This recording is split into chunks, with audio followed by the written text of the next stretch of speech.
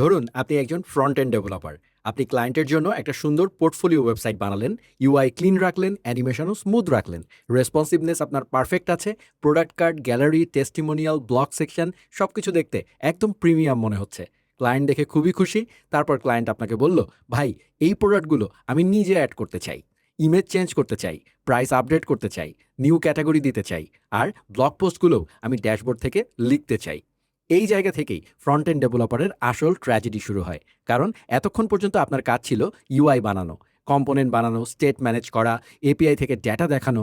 কিন্তু এখন হঠাৎ করে আপনাকে ব্যাক এন্ড বানাতে হবে, ডেটাবেস ডিজাইন করতে হবে, অ্যাডমিন প্যানেল বানাতে হবে, ইমেজ আপলোড সিস্টেম বানাতে হবে, অথেন্টিকেশন দিতে হবে, পারমিশন ম্যানেজ করতে হবে, সিকিউরিটি নিয়ে ভাবতে হবে।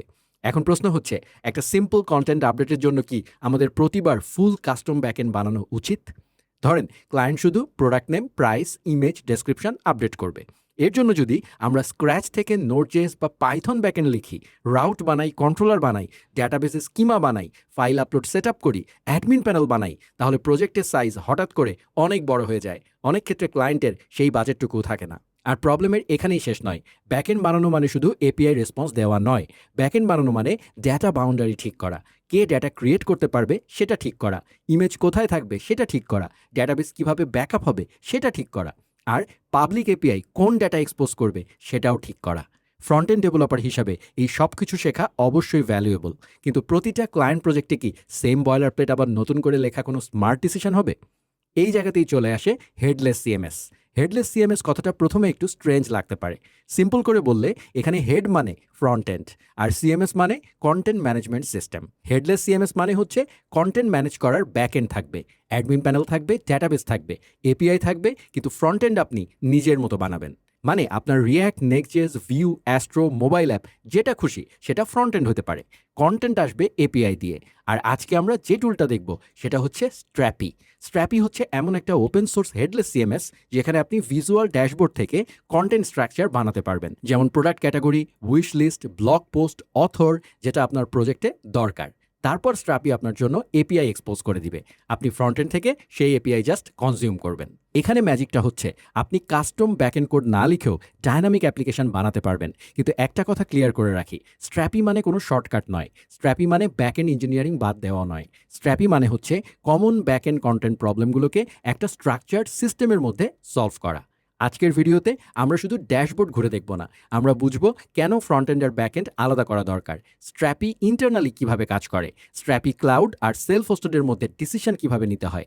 তারপর প্র্যাকটিক্যাল সেকশনে আমরা ভিপিএস এ স্ট্র্যাপি ডিপ্লয় করব, আর আমাদের পিক হাব ফ্রন্ট এন্ড প্রজেক্টের সাথে রিয়েল এপিআই ইন্টিগ্রেট করব। আমরা প্রোডাক্টস ফেচ করব, গেস্ট উইশ লিস্ট ডেটাবেসে সিঙ্ক করব, এবং দেখব একটা স্ট্যাটিক ফ্রন্ট এন্ড প্রজেক্ট কিভাবে প্রপার ডায়নামিক কন্টেন্ট ড্রিভেন অ্যাপ্লিকেশনে কনভার্ট হয়। এই অ্যামেজিং লার্নিং কন্টেন্টটা তৈরি করতে আমাদের পাশে এসে দাঁড়িয়েছে হোস্টিঙ্গার। আমাদের আজকের ভিডিওর স্পন্সর হচ্ছে হোস্টিঙ্গার। হোস্টিঙ্গার সম্পর্কে আপনারা সবাই জেনে থাকবেন, খুবই অ্যাফোর্ডেবল প্রাইসে হোস্টিঙ্গার আমাদেরকে বিউটিফুল কিছু ভিপিএস সলিউশন প্রোভাইড করে থাকে, এবং বিভিন্ন ধরনের তাদের প্রাইসিং প্যাকেজ আছে যেগুলো যে কোনো সাধারণ ইউজার, ইভেন লার্নারদের জন্যই খুবই অ্যাফোর্ডেবল। এই ধরনের লার্নিং কন্টেন্ট বানাতে যে পরিমাণ এফোর্টের প্রয়োজন হয়, সেই জায়গাটাতে প্রচুর ইন্সপায়ারেশনের প্রয়োজন হয়। সেই ইন্সপায়ারেশনই দিচ্ছে আমাকে হোস্টিঙ্গার। আপনারা পাচ্ছেন লার্নিং কন্টেন্ট। হোস্টিঙ্গারের নামটুকু শুধু আমি হয়তো মেনশন করছি। তাহলে এই ভিডিওটাকে শুধু স্ট্র্যাপি টিউটোরিয়াল হিসেবে দেখবেন না, এই ভিডিওটাকে দেখবেন ফ্রন্ট এন্ড ডেভেলপারের কন্টেন্ট প্রবলেম সলভ করার একটা প্র্যাকটিক্যাল ইঞ্জিনিয়ারিং জার্নি হিসাবে। চলুন আগে বুঝি স্ট্র্যাপির হেডলেস আর্কিটেকচারের ভেতরে আসলে কি হচ্ছে। আগের সেকশনে আমরা প্রবলেমটা দেখলাম, ফ্রন্ট এন্ড সুন্দর, ইউআই রেডি, ক্লায়েন্ট হ্যাপি, কিন্তু কন্টেন্ট ডায়নামিক করতে গেলেই backend, database, admin panel, file upload, permission, security এই সব কিছু সামনে চলে আসে। এখন প্রশ্ন হচ্ছে, স্ট্র্যাপি এই প্রবলেমটা কিভাবে সলভ করে? স্ট্র্যাপি কি শুধু একটা সুন্দর ড্যাশবোর্ড, নাকি এর পিছনে প্রপার ব্যাকএন্ড আর্কিটেকচার আছে? চলুন বিষয়টা স্টেপ বাই স্টেপ বুঝি। স্ট্র্যাপিকে আপনি একটা রেডিমেড কন্টেন্ট ব্যাকএন্ড হিসাবে চিন্তা করতে পারেন। এখানে আপনার ফ্রন্ট এন্ড আর ব্যাকএন্ড একসাথে বাঁধা নয়। ওয়ার্ডপ্রেসের ট্র্যাডিশনাল মডেলে অনেক সময় কন্টেন্ট ম্যানেজ করা, থিম রেন্ডার করা, পেজ আউটপুট দেওয়া সব কিছু একটা সিস্টেমের ভিতরে থাকে। স্ট্র্যাপি সেই জায়গায় আলাদা ফিলোসফি ফলো করে। স্ট্র্যাপি বলে কন্টেন্ট ম্যানেজ করার কাজ ব্যাকএন্ড করবে, আর কন্টেন্ট দেখানোর কাজটা ফ্রন্ট এন্ড করবে। এই সেপারেশনটাই হচ্ছে হেডলেস আর্কিটেকচারের মেইন আইডিয়া। হেডলেস শব্দটা শুনলে একটু স্ট্রেঞ্জ লাগতে পারে। সিম্পল করে বললে, এখানে হেড মানে প্রেজেন্টেশন লেয়ার, অর্থাৎ ফ্রন্ট এন্ড, আর বডি হচ্ছে content, data, admin panel, database, API. Strapi body পার্টটা শুধু ম্যানেজ করে। ফ্রন্ট এন্ড হেড পার্টটা আপনি নিজের মতো করে বানাতে পারেন। সেটা রিয়্যাক্ট হতে পারে, নেক্সট.জেএস হতে পারে, ভিউ হতে পারে, মোবাইল অ্যাপ হতে পারে, এমনকি একাধিক ফ্রন্ট এন্ড একসাথে হতে পারে। স্ট্র্যাপি এই ফ্রন্ট এন্ডগুলোর কাছে ডেটা পাঠাবে এপিআইয়ের মাধ্যমে। এখন এখানে সবচেয়ে ইম্পর্টেন্ট মেন্টাল মডেল হচ্ছে স্ট্র্যাপি আপনার জন্য কন্টেন্ট স্ট্রাকচার বানানোর একটা সিস্টেম দেয়। ধরেন আমাদের পিক হাব প্রজেক্টে প্রোডাক্ট আছে। প্রোডাক্টের নেম থাকবে, প্রাইস থাকবে, ইমেজ থাকবে, ক্যাটাগরি থাকবে, ডেসক্রিপশন থাকবে, স্টক স্ট্যাটাস থাকতে পারে। ট্র্যাডিশনাল ব্যাকএন্ড বানালে আমরা ম্যানুয়ালি স্কিমা লিখতাম, রাউট লিখতাম, কন্ট্রোলার লিখতাম, ডেটাবেস কোয়ারি লিখতাম। স্ট্র্যাপিতে আপনি কন্টেন্ট টাইপ বিল্ডার থেকে প্রোডাক্ট নামে একটা কন্টেন্ট টাইপ বানাবেন, ফিল্ড ডিফাইন করবেন, রিলেশন লাগলে রিলেশন অ্যাড করবেন, মিডিয়া লাগলে মিডিয়া ফাইল অ্যাড করবেন। এই স্ট্রাকচার থেকেই স্ট্র্যাপি বুঝে নেয় ডেটাবেসে ডেটা শেপ কেমন হবে এবং এপিআইয়ের রেসপন্স শেপ কেমন হতে পারে। এখানে একটু থামি। অনেকে ভাবে স্ট্র্যাপি মানে কোনো কোড নাই, তাই ইঞ্জিনিয়ারিংও নাই। এটা ভুল ধারণা। স্ট্র্যাপি কোড রিমুভ করে না, স্ট্র্যাপির রিপিটেটিভ ব্যাকএন্ড কোডকে স্ট্যান্ডার্ড স্ট্রাকচারের মধ্যে নিয়ে আসে। আপনি route, controller, service, policy, middleware, plug in, permission সব কিছুর কনসেপ্টই কিন্তু এখানে পাবেন। ডিফারেন্স হচ্ছে কমন ক্রুড অপারেশনগুলোর জন্য আপনাকে প্রতিবার জিরো থেকে সব কিছু লিখতে হচ্ছে না। স্ট্র্যাপি আপনার কন্টেন্ট টাইপ দেখে অনেক কোড জিনিস অটো জেনারেট করে দেয়। এখানেই হচ্ছে স্ট্র্যাপির সুবিধাটা। ধরেন আপনি প্রোডাক্ট কন্টেন্ট টাইপ বানালেন, এরপর স্ট্র্যাপি সেই কন্টেন্ট টাইপের জন্য স্ট্যান্ডার্ড এপিআই বিহেভিয়ার তৈরি করে। আপনি প্রোডাক্টস লিস্ট ফেচ করতে পারবেন, সিঙ্গেল প্রোডাক্ট ফেচ করতে পারবেন, ক্রিয়েট, আপডেট, ডিলিট অপারেশন করতে পারবেন যদি আপনার পারমিশন থাকে। কিন্তু এখানে একটা ইম্পর্টেন্ট সিকিউরিটি বাউন্ডারি আছে। কন্টেন্ট টাইপ বানালেই অটোমেটিক্যালি পাবলিক ইন্টারনেট থেকে সবাই ডেটা পেয়ে যাবে, বিষয়টা কিন্তু এমন নয়। স্ট্র্যাপিতে রোল এবং পারমিশন ঠিক করতে হয়। পাবলিক ইউজার কি রিড করতে পারবে, অথেন্টিকেটেড ইউজার কি ক্রিয়েট করতে পারবে, অ্যাডমিন কি ম্যানেজ করতে পারবে, এগুলো কনশাস ডিসিশন। এখন ফ্রন্ট এন্ড ডেভেলপারের জন্য এই আর্কিটেকচার এত ন্যাচারাল কেন? কারণ ফ্রন্ট এন্ড ডেভেলপার হিসাবে আপনার কাজ হচ্ছে ডেটা নিয়ে ইউআই বানানো। আপনার কম্পোনেন্ট চায় জেসন। আপনার প্রোডাক্ট কার্ড কম্পোনেন্ট চায় আপনি তাকে দিবেন product name, image, price. Category filter চায় ক্যাটাগরি লিস্ট দিবেন। উইশ লিস্ট বাটনটা চায় ইউজার বা গেস্ট আইডেন্টিফায়ার দিয়ে একটা স্টেট সিঙ্ক করতে। স্ট্র্যাপি এই ডেটাগুলো রেস্ট এপিআই বা দরকার হলে গ্রাফকিউলের মাধ্যমে এক্সপোজ করে দেয়। ফলে ফ্রন্ট এন্ড সাইড থেকে আপনি ফ্যামিলিয়ার প্যাটার্নে কাজ করতে পারেন। Fetch call, loading state, error state, render state. কিন্তু এপিআই কনজিউম করার সময় আরেকটা জিনিস বুঝতে হবে। স্ট্র্যাপি আপনাকে ডেটা দেয়, কিন্তু রেসপন্সিবল ডেটা ফেচিং আপনার কাজ। ধরেন প্রোডাক্টের সঙ্গে ক্যাটাগরি রিলেশন আছে, আবার প্রোডাক্টের ইমেজ মিডিয়া ফিল্ড আছে। স্ট্র্যাপি রেস্ট এপিআই বাই ডিফল্ট সব relation, media, component, dynamic zone fully populate করে পাঠায় না, কারণ সবসময় সব ডেটা পাঠালে রেসপন্স হেভি হয়ে যাবে। তাই যেখানে রিলেশন দরকার সেখানে পপুলেট ব্যবহার করতে হবে, যেখানে শুধু কয়েকটা ফিল্ড দরকার সেখানে ফিল্ড সিলেক্ট করা বেটার। এটা শুধু সিনট্যাক্স নয়, এটা পারফরমেন্স থিঙ্কিং। এই জায়গাটা ফ্রন্ট এন্ড ডেভেলপারদের জন্য খুবই ইম্পর্টেন্ট। আপনি যদি হোম পেজে শুধু প্রোডাক্ট নেম, থাম্বনেল, প্রাইস দেখান, তাহলে full product description, SEO, metadata, huge media relation এই সব কিছু ফেচ করার কিন্তু দরকার নাই। আপনাকে সিলেক্টিভ হতে হবে। আবার প্রোডাক্ট ডিটেলস পেজে ফুল ডেটা দরকার হতে পারে। স্ট্র্যাপি আপনাকে ফ্লেক্সিবিলিটি দেয়, কিন্তু ডিসিশন কিন্তু আপনাকেই নিতে হবে। কোন স্ক্রিনে কোন ডেটা লাগবে, কোন এন্ড পয়েন্টে কত রেসপন্স সাইজ অ্যাকসেপ্টেবল, কোন রিলেশন পপুলেট করা উচিত, এগুলোই রিয়েল ফ্রন্ট এন্ড এবং back end integration thinking. Strapi 5-এর রেসপন্স ফরম্যাট আগের তুলনায় আরও ক্লিন হয়েছে। আপনি ডকুমেন্ট আইডির আইডিয়া দেখবেন, ফ্ল্যাট এন্ড রেসপন্স দেখবেন এবং এপিআই রেসপন্স ফ্রন্ট এন্ড থেকে ম্যাপ করা আরও স্ট্রেট ফরওয়ার্ড লাগবে। কিন্তু এখানে মেমোরাইজেশন দরকার নাই, প্যাটার্নটা আপনার বুঝলেই হবে। স্ট্র্যাপিতে কন্টেন্ট থাকে ডেটাবেসে, কন্টেন্ট ম্যানেজ হয় অ্যাডমিন প্যানেল থেকে, কন্টেন্ট শেপ ডিফাইন হয় কন্টেন্ট টাইপ দিয়ে, আর ফ্রন্ট এন্ড সেই কন্টেন্ট নেয় এপিআই দিয়ে। সিম্পল একটা স্টোরি। এখন স্ট্র্যাপি ড্যাশবোর্ডের ভেতরে দুইটা জায়গা আলাদা করে বুঝতে হবে। কন্টেন্ট টাইপ বিল্ডার হচ্ছে স্ট্রাকচার ডিজাইন করার জায়গা, এখানে আপনি বলছেন আমার প্রোডাক্ট মডেল দেখতে কেমন হবে। আর কন্টেন্ট ম্যানেজার হচ্ছে অ্যাকচুয়াল ডেটা ম্যানেজ করার জায়গা, এখানে ক্লায়েন্ট বা কন্টেন্ট এডিটর প্রোডাক্ট অ্যাড করবে, ইমেজ আপলোড করবে, ডেসক্রিপশন লিখতে পারে, পাবলিশ করবে, এইসব কাজ করবে। এই সেপারেশনটা যদি থাকে তাহলে ডেভেলপার আর কন্টেন্ট এডিটর একই সিস্টেম ব্যবহার করলেও তাদের রেসপন্সিবিলিটিটা আলাদা থাকে। একটা রিয়েল লাইফ অ্যানালজি দিলে বিষয়টা আরও পরিষ্কার হবে। ধরুন একটা রেস্টুরেন্ট আছে, কিচেনের রেসিপি, ইনভেন্টারি, কুকিং প্রসেস এগুলো চলছে। কাস্টমার সামনে মেনু দেখে অর্ডার করছে। স্ট্র্যাপি হচ্ছে kitchen plus management system. Front end হচ্ছে মেনু এবং ডাইনিং এক্সপিরিয়েন্স। কাস্টমার কিচেন দেখে না, কিন্তু কিচেন ছাড়া কিন্তু ফুড আসবে না। একইভাবে ইউজার স্ট্র্যাপি ড্যাশবোর্ড দেখে না, কিন্তু স্ট্র্যাপি ছাড়া ডাইনামিক কন্টেন্টও আসবে না। আর এপিআই হচ্ছে ওয়েটার, যে ব্যাকএন্ড থেকে ফ্রন্ট এন্ডে ডেটা নিয়ে আসে। রিয়েল সিস্টেমে এবার ফিরে আসি। স্ট্র্যাপির ভ্যালু হচ্ছে আপনি ফ্রন্ট এন্ড স্বাধীনতা পাচ্ছেন, আবার ব্যাক এন্ড সাইডে স্ট্রাকচার্ড কন্টেন্ট ম্যানেজমেন্ট পাচ্ছেন। আপনার রিয়্যাক্ট অ্যাপ স্ট্র্যাপির সঙ্গে কথা বলবে এপিআই দিয়ে। আগামীকাল আপনি মোবাইল অ্যাপ বানালেও একই কন্টেন্ট ব্যাক এন্ড রিইউজ করতে পারবেন। ল্যাটার আপনি নেক্সট জেস ফ্রন্ট এন্ড বানালে একই এপিআই ইউজ করা যাবে। এটাই ডিকাপলড আর্কিটেকচারের স্ট্রেংথ। আর এই আর্কিটেকচারের কারণেই স্ট্র্যাপি ফ্রন্ট এন্ড ডেভেলপারদের কাছে এত ইউজফুল। আপনি ব্যাক এন্ড ইঞ্জিনিয়ারিংয়ের কমন বয়লার প্লেটে আটকে না গিয়ে প্রজেক্টের বিজনেস এক্সপিরিয়েন্স বিল্ড করতে পারবেন, প্রোডাক্ট ডিরেক্টরি ডায়নামিক করতে পারবেন, গেস্ট উইশলিস্ট সিঙ্ক করতে পারবেন, অ্যাডমিন প্যানেল থেকে কন্টেন্ট আপডেট করতে পারবেন, ক্লায়েন্টকে টেকনিক্যাল ফাইল এডিট করতে বলতে হয় না, ডেভেলপার কোডবেস ক্লিন রাখতে পারে, কন্টেন্ট এডিটর ড্যাশবোর্ড থেকে কাজ করতে পারে। প্রত্যেকের সেপারেট কনসার্ন। তাহলে এই সেকশনের মেইন টেক অ্যাওয়ে হচ্ছে স্ট্র্যাপি কোনো ম্যাজিক বক্স নয়। স্ট্র্যাপি হচ্ছে একটা structured node dot JS based headless CMS, যেখানে admin panel, content model, database layer, API layer, permission system এবং কাস্টমাইজেশন লেয়ার একসাথে কাজ করে। ফ্রন্ট এন্ডের সঙ্গে সম্পর্ক খুবই সিম্পল। ফ্রন্ট এন্ড রিকোয়েস্ট পাঠায়, স্ট্র্যাপি ডেটাবেস থেকে ডেটা নিয়ে জেসন রেসপন্স দেয়, আর ফ্রন্ট এন্ড সেই ডেটা দিয়ে ইউআই রেন্ডার করে। এখন আর্কিটেকচারটা আমরা বুঝলাম। পরের ন্যাচারাল প্রশ্ন হচ্ছে এই স্ট্র্যাপি আমরা কোথায় চালাবো? স্ট্র্যাপি ক্লাউডে যাব নাকি নিজের ভিপিএসে সেলফ হোস্ট করব? এই ডিসিশনটা শুধু হোস্টিং ডিসিশন নয়, এটা কস্ট, কন্ট্রোল মেইনটেন্যান্স, সিকিউরিটি আর রেসপন্সিবিলিটির একটা ডিসিশন। চলুন এবার সেটাই বুঝি। আগের সেকশনে আমরা স্ট্র্যাপির হেডলেস আর্কিটেকচার বুঝলাম। স্ট্র্যাপি কন্টেন্ট ম্যানেজ করে, এপিআই এক্সপোজ করে আর ফ্রন্ট এন্ড নিজের মতো ডেটা কনজিউম করে। এখন ন্যাচারাল প্রশ্ন হচ্ছে এই স্ট্র্যাপি সার্ভার আমরা চালাবো কোথায়? লোকাল মেশিনে তো ডেভেলপমেন্ট করা যায়, কিন্তু রিয়েল ক্লায়েন্ট প্রজেক্ট বা প্রোডাকশন প্রজেক্ট চালাতে গেলে একটা হোস্টিং ডিসিশন কিন্তু আপনাকে নিতেই হবে। এখানেই আসে দুইটা পাথ, স্ট্র্যাপি ক্লাউড এবং সেলফ হোস্টেড স্ট্র্যাপি। প্রথমে আমরা স্ট্র্যাপি ক্লাউড বুঝি।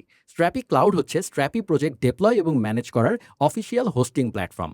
সিম্পল করে বললে, আপনি যদি server setup, docker configuration, reverse proxy, SSL, process manager, database connection, deployment pipeline এসব অপারেশনাল বিষয় নিয়ে শুরুতেই মাথা ঘামাতে না চান, তাহলে স্ট্র্যাপি ক্লাউড আপনাকে ফাস্টার স্টার্টিং পয়েন্ট দিবে। আপনি স্ট্র্যাপি প্রজেক্ট নিয়ে ক্লাউডে ডেপ্লয় করেন, তারপর কন্টেন্ট মডেল, ড্যাশবোর্ড, এপিআই এসব নিয়ে কাজ শুরু করেন। এখানে ফোকাস থাকে প্রোডাক্ট বিল্ডিংয়ে, অনেকটা একটা স্টার্টআপের শুরুতে যা হয়, ইনফ্রাস্ট্রাকচার ম্যানেজমেন্টে কিন্তু নয়। ধরেন আপনি ফ্রন্ট এন্ড ডেভেলপার, আপনার ক্লায়েন্ট বলছে, ভাই দ্রুত একটা ডায়নামিক প্রোডাক্ট ডিরেক্টরি দরকার, বাজেট ম্যানেজেবল, ডেডলাইন টাইট, আর প্রজেক্টের মেইন রিস্ক হচ্ছে কন্টেন্ট স্ট্রাকচার এবং ফ্রন্ট এন্ড ইন্টিগ্রেশন। এইটা এই কেসে স্ট্র্যাপি ক্লাউড ভালো অপিনিয়ন হতে পারে, কারণ আপনার সময় ব্যাক এন্ড সার্ভার মেনটেন করার পেছনে না গিয়ে content type design, API permission, front end integration, client handover এসব জায়গায় চলে যাবে। টিম ছোট হলে, অপস এক্সপিরিয়েন্স কম হলে অথবা এমভিপি দ্রুত ভ্যালিডেট করতে হলে ম্যানেজড হোস্টিং অনেক সময় প্র্যাকটিক্যাল ডিসিশন। কিন্তু এখানে একটা ইঞ্জিনিয়ারিং রিয়ালিটি আছে। ম্যানেজ প্ল্যাটফর্ম যত সহজ, কন্ট্রোল কিন্তু সেখানে ততটাই কম। Pricing, scaling, environment, deployment workflow, resource limit, platform feature এগুলো আপনার ডিসিশনের অংশ হয়ে যাবে তখন। এটা খারাপ কিছু নয়, কিন্তু বুঝে নিতে হবে। ক্লাউড মানে সব প্রবলেম ম্যাজিক্যালি শেষ হয়ে যায় না। ক্লাউড মানে ইনফ্রাস্ট্রাকচার কমপ্লেক্সিটির একটা বড় অংশ প্ল্যাটফর্মটা হ্যান্ডেল করছে, আর আপনি তার বিনিময়ে কনভেনিয়েন্স, স্পিড এবং ম্যানেজড এক্সপিরিয়েন্স নিচ্ছেন। ড্রব্যাক হচ্ছে পুরো ইনফ্রাস্ট্রাকচারটার একটা বড় অংশ আপনার কাছে কিন্তু আসলে ব্ল্যাক বক্সের মতো থাকছে। এবার সেলফ হোস্টেড মডেল বুঝি। সেলফ হোস্টেড মানে স্ট্র্যাপি আপনার নিজের সার্ভারে চলবে। সেটা ভিপিএস হতে পারে, ডকার বেস সার্ভার হতে পারে, ক্লাউড ভিএম হতে পারে, এমনকি কোনো কোম্পানি ম্যানেজড ইনফ্রাস্ট্রাকচার হতে পারে। এখানে code, server, database, storage, environment variable, backup strategy, SSL, update, monitoring, security hardening সব কিছুর রেসপন্সিবিলিটি আপনার সাইডে বেশি। শুনতে একটু হেভি লাগতে পারে, কিন্তু অনেক রিয়েল প্রজেক্টে এই কন্ট্রোলটা দরকারি হয়। ধরেন ক্লায়েন্ট বলছে ডেটা আমাদের নিজেদের সার্ভারে রাখতে হবে, অথবা প্রজেক্টে custom plugin, custom deployment pipeline, custom storage, private network, specific database, special compliance এসব মারাত্মক জিনিস দরকার। আবার অনেক সময় এজেন্সি প্রজেক্টে লং টার্ম কস্ট ইম্পর্টেন্ট হয়ে যায়।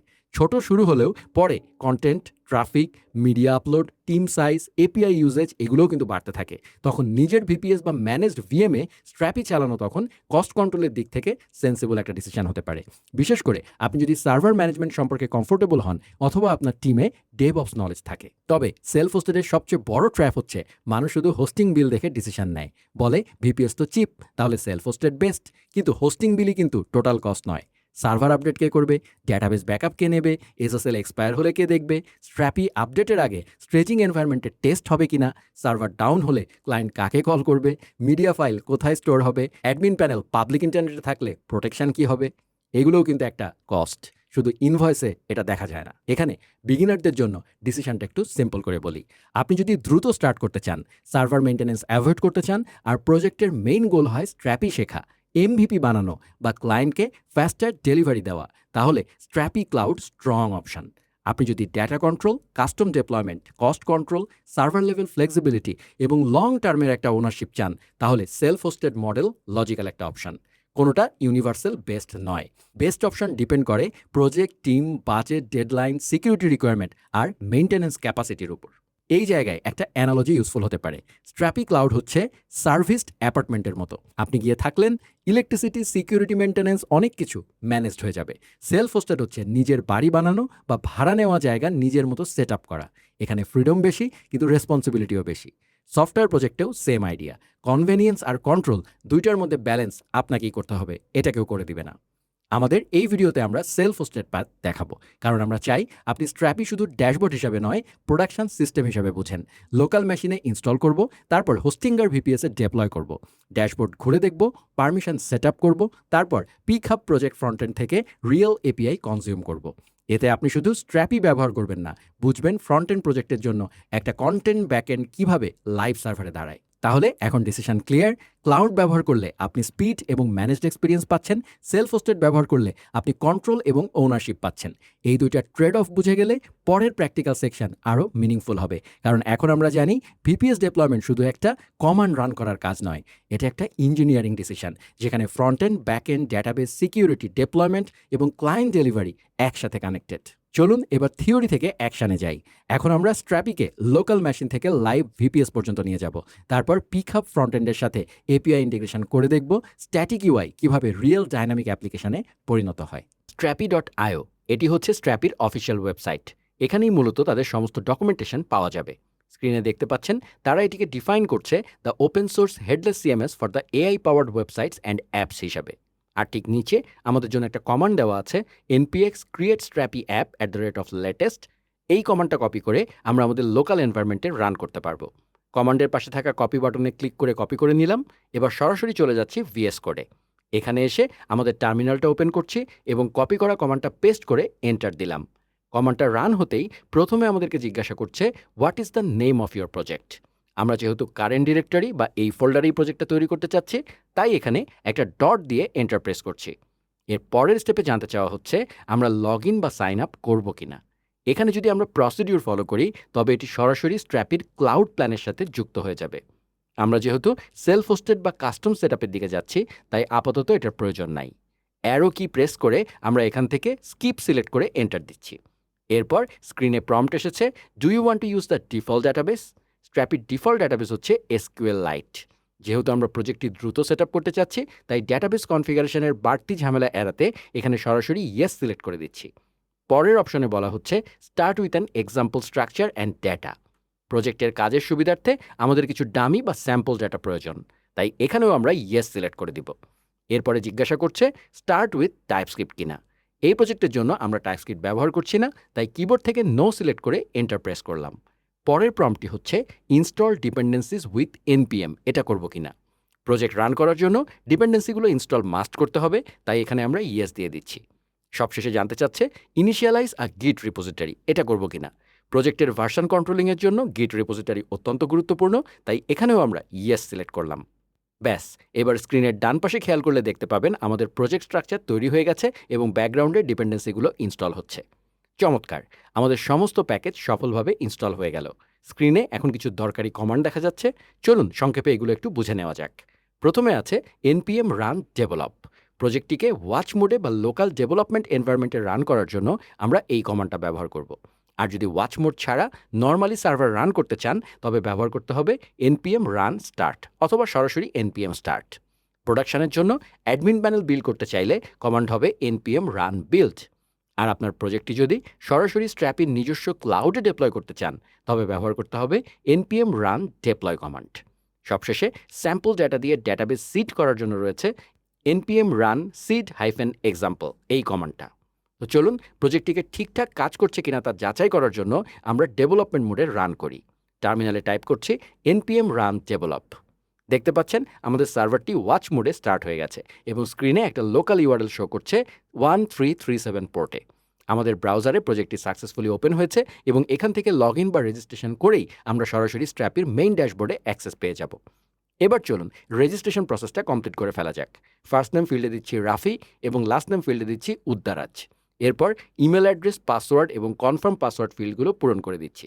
সব ইনফরমেশন দেওয়া হলে সামান্য স্ক্রল করে নিচে থাকা লেট স্টার্ট এই বাটনটাতে ক্লিক করছি। রেজিস্ট্রেশন সম্পন্ন হতেই আমরা অ্যাডমিন ড্যাশবোর্ডে প্রবেশ করলাম। ড্যাশবোর্ডের শুরুতেই হ্যালো রাফি বলে একটা গ্রিটিং মেসেজ দেখতে পাচ্ছেন। তার ঠিক নিচেই ডিসকভার ইওর অ্যাপ্লিকেশন সেকশনে আমাদের প্রজেক্ট সেটআপের প্রোগ্রেস এবং একটা ওভারভিউ ট্যুর দেখানো হচ্ছে। এখান থেকে স্কিমা ক্রিয়েট বা কন্টেন্ট পাবলিশের মতো টাস্কগুলো শুরু করা যাবে। পেজটি একটু স্ক্রল করে নিচে আসলেই আমরা লাস্ট এডিটেড এন্ট্রিজ এটা দেখতে পাবো। যেহেতু আমরা অ্যাপ্লিকেশনটি মাত্রই ক্রিয়েট করেছি, তাই ডিফল্টভাবে তৈরি হওয়া কিছু এন্ট্রি এখানে দেখা যাচ্ছে। ডান পাশে রয়েছে লাস্ট পাবলিশড এন্ট্রিজ। আরও নিচে স্ক্রল করলে প্রজেক্টের স্ট্যাটস দেখা যাবে, যেখানে প্রোফাইল ডিটেলস, এন্ট্রিজ, ড্রাফটস এবং পাবলিশড কন্টেন্টের সংখ্যা উল্লেখ আছে। যেমন বর্তমানে আমাদের 4টা এন্ট্রি, 11টা অ্যাসেটস এবং 6টা কন্টেন্ট টাইপ রয়েছে। আর স্ক্রিনের ডান দিকে থাকা ডেপ্লয় বাটনে ক্লিক করে আপনারা চাইলে প্রজেক্টটি সরাসরি স্ট্র্যাপির ক্লাউডে ডেপ্লয় করতে পারবেন। এবার লেফট সাইড বারের মেনু অপশনগুলো দেখে নেওয়া যাক। প্রথমে কন্টেন্ট ম্যানেজারে ক্লিক করছি। এটি মূলত আমাদের অ্যাপ্লিকেশনের মেইন অ্যাডমিন বা কন্টেন্ট ম্যানেজমেন্ট এরিয়া। এখানে সিঙ্গেল টাইপসের আন্ডারে অ্যাবাউট নামে একটা অপশন দেখতে পাচ্ছেন। ধরুন আপনার অ্যাপ্লিকেশনে একটা অ্যাবাউট পেজ আছে। সেই পেজের টাইটেল বা ডেসক্রিপশনের মতো কন্টেন্টগুলো আপনারা এখান থেকেই ম্যানেজ করতে পারবেন। একটু নিচে গ্লোবাল অপশনটিতে ক্লিক করলে অ্যাপ্লিকেশনের গ্লোবাল সেটিংস দেখা যাবে। এখান থেকে অ্যাপ্লিকেশনের নাম, favicon, site description, default SEO settings এবং এই যে ওপেন গ্রাফ ইমেজ, যেটা আমরা শেয়ার করলে দেখা যায়, সেই বিষয়গুলো খুব সহজেই পরিবর্তন এবং কন্ট্রোল করা যাবে। একটা কমপ্লিট সিএমএস এর জন্য প্রয়োজনীয় সবকিছুই এখানে রয়েছে। এর উপরে থাকা কালেকশন টাইপ সেকশনটি সবচেয়ে মজার। ব্যাকএন্ডে আমরা যেমন ইউজার, ক্যাটাগরি অথবা আর্টিকেলের মতো বিভিন্ন ডেটাবেস মডেল তৈরি করি, এখানে সেই মডেলগুলোই হচ্ছে কালেকশন। ডিফল্টভাবে এখানে ইউজার, ক্যাটাগরি, অথর এবং আর্টিকেল এই 4টা কালেকশন দেওয়া আছে। এখান থেকে আমরা সহজেই নতুন এন্ট্রি ক্রিয়েট করতে পারি। উপরের ক্রিয়েট নিউ এন্ট্রি এই বাটনটাতে ক্লিক করছি। দেখতে পাচ্ছেন আর্টিকেলের টাইটেল, ডেসক্রিপশন, স্লাগ এবং কাভার ইমেজের জন্য প্রয়োজনীয় ফিল্ডগুলো এখানে চলে এসছে। মূলত এই কন্টেন্ট ম্যানেজার ব্যবহার করেই আমরা প্রজেক্টের যাবতীয় ডেটা ম্যানেজ করব। এরপর লেফট মেনু থেকে আমরা মিডিয়া লাইব্রেরিতে যাব। এটি আমাদের প্রজেক্টের সব অ্যাসেটস যেমন ইমেজ, ফাইল বা ভিডিও স্টোর করার জায়গা। ইনস্টলেশনের সময় ডেমো ডেটা সিলেক্ট করায় ডিফল্টভাবে এখানে 11টা ইমেজ পপুলেট হয়ে আছে। উপরের অ্যাড নিউ অ্যাসেটস বাটনে ক্লিক করলেই আপলোড মডেল ওপেন হবে। এখান থেকে ফ্রম কম্পিউটার এই অপশনটা দিয়ে সরাসরি পিসি থেকে অথবা ফ্রম ইউআরএল এই অপশনটা দিয়ে স্পেসিফিক লিঙ্কের মাধ্যমে যে কোনো ইমেজ বা মিডিয়া ফাইল আপলোড করা যাবে। এবার আমরা নিচের কন্টেন্ট টাইপ বিল্ডার সেকশনটিতে ক্লিক করব। এটি স্ট্র্যাপির সবচেয়ে পাওয়ারফুল এবং গুরুত্বপূর্ণ ফিচার। আগের কন্টেন্ট ম্যানেজার সেকশনে আমরা শুধু ডেটা ইনপুট দিয়েছি, কিন্তু এই কন্টেন্ট টাইপ বিল্ডার ব্যবহার করে আমরা ডেটা টাইপ, স্কিমা বা মডেলগুলো ডিফাইন করব। উদাহরণ হিসাবে সিঙ্গেল টাইপসের আন্ডারে থাকা অ্যাবাউট পেজে আমরা আগে শুধু টাইটেল এবং ব্লক ফিল্ড দেখেছিলাম, কিন্তু আপনারা চাইলে এখান থেকে ডেসক্রিপশন বা কল টু অ্যাকশন, মানে যেটাকে আমরা সিটিএ বলি, সেই সেকশনের জন্য নতুন ফিল্ড বা ডেটা পয়েন্ট অ্যাড করতে পারবেন। এরপর গ্লোবালে ক্লিক করলে দেখতে পাবেন সাইট নেমের টাইপ হিসাবে টেক্সট, ফ্যাভ আইকনের জন্য মিডিয়া, ডেসক্রিপশনের জন্য টেক্সট এবং এসইওর জন্য কম্পোনেন্ট টাইপ ব্যবহার করা হয়েছে। কম্পোনেন্ট মূলত রিইউজেবল একটা ডেটা স্ট্রাকচার, যেমন মেটা ডেসক্রিপশন বা শেয়ার ইমেজের মতো বারবার ব্যবহৃত ফিল্ডগুলোকে একটা কম্পোনেন্ট হিসাবে তৈরি করে এখানে অ্যাটাচ করে দেওয়া হয়েছে। এর উপরে থাকা কালেকশন টাইপসে ক্লিক করলে আপনারা বুঝতে পারবেন কিভাবে বিজনেস লজিক এবং ডেটা মডেলগুলো কাজ করে। যেমন আর্টিকেলের জন্য title, text, slug, cover photo ইত্যাদি ফিল্ড তৈরি করা হয়েছে। একইভাবে আপনারা চাইলে কন্ট্যাক্ট ফর্মের জন্য একটা কালেকশন তৈরি করে ইউজারদের নাম, ইমেল এবং মেসেজ স্টোর করার লজিক এখানে ডিফাইন করতে পারবেন। নতুন ফিল্ড অ্যাড করার জন্য অ্যাড অ্যানাদার ফিল্ড এখানে ক্লিক করলেই text, boolean, rich text, JSON, number, email, date, password, media সহ অসংখ্য ফিল্ড টাইপ দেখতে পাবেন। এগুলো ব্যবহার করে আমরা যে কোনো ধরনের ডেটাবেস স্কিমা তৈরি করতে পারি। লেফট মেনুতে থাকা ডেপ্লয় পেজটিতে ক্লিক করলে ক্লাউড ডেপ্লয়মেন্টের অপশনগুলো দেখা যাবে। স্ট্র্যাপির ফ্রি প্ল্যানে কোনো ক্রেডিট কার্ড ছাড়াই 2.5K API request, 10 GB storage এবং গ্লোবাল সিডিএন সহ প্রজেক্ট ডিপ্লয় করা যায়। ডেপ্লয় টু স্ট্র্যাপি ক্লাউড বাটনে ক্লিক করে সরাসরি ক্লাউডে লগ ইন করা যাবে, অথবা সিএলআই অপশনে ক্লিক করে এনপিএম রান ডেপ্লয় কমান্ডের মাধ্যমেও প্রজেক্ট ডেপ্লয় করা সম্ভব। সবশেষে আমরা যাব মার্কেট প্লেস সেকশানে। এটি স্ট্র্যাপির আরেকটি পাওয়ারফুল ফিচার।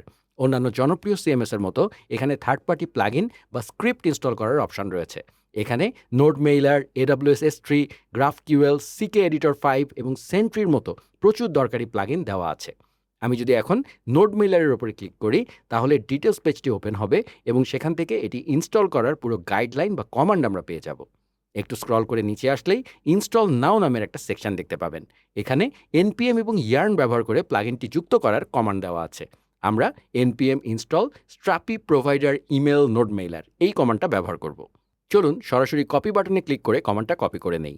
এবার টার্মিনালে ফিরে এসে আমাদের রানিং ডেভ সার্ভারটিকে বন্ধ করছি এবং টার্মিনালটি ক্লিয়ার করে নিচ্ছি। এরপর কপি করা কমান্ডটি এখানে পেস্ট করে দিলাম। ইনস্টলেশন প্রসেসটি কমপ্লিট হয়ে গেছে। এবার npm run develop এই কমান্ডটি দিয়ে আমরা পুনরায় আমাদের সার্ভারটি স্টার্ট করে নিচ্ছি। এর মাধ্যমেই আমাদের সিস্টেমে নোড মেইলার সফলভাবে ইনস্টল হয়ে গেল। ঠিক একইভাবে আপনি যে কোনো থার্ড পার্টি প্লাগইন বা স্ক্রিপ্ট ইনস্টল করে নিতে পারবেন। এরপর আমরা যাব সেটিংস সেকশানে। এখান থেকে আমরা আমাদের স্ট্র্যাপি অ্যাপ্লিকেশনের যাবতীয় সেটিংস কাস্টমাইজ করতে পারবো। কাস্টমাইজেশন সেকশনের আন্ডারে মেনু লোগো এবং অথ লোগো নামে দুটো অপশন রয়েছে।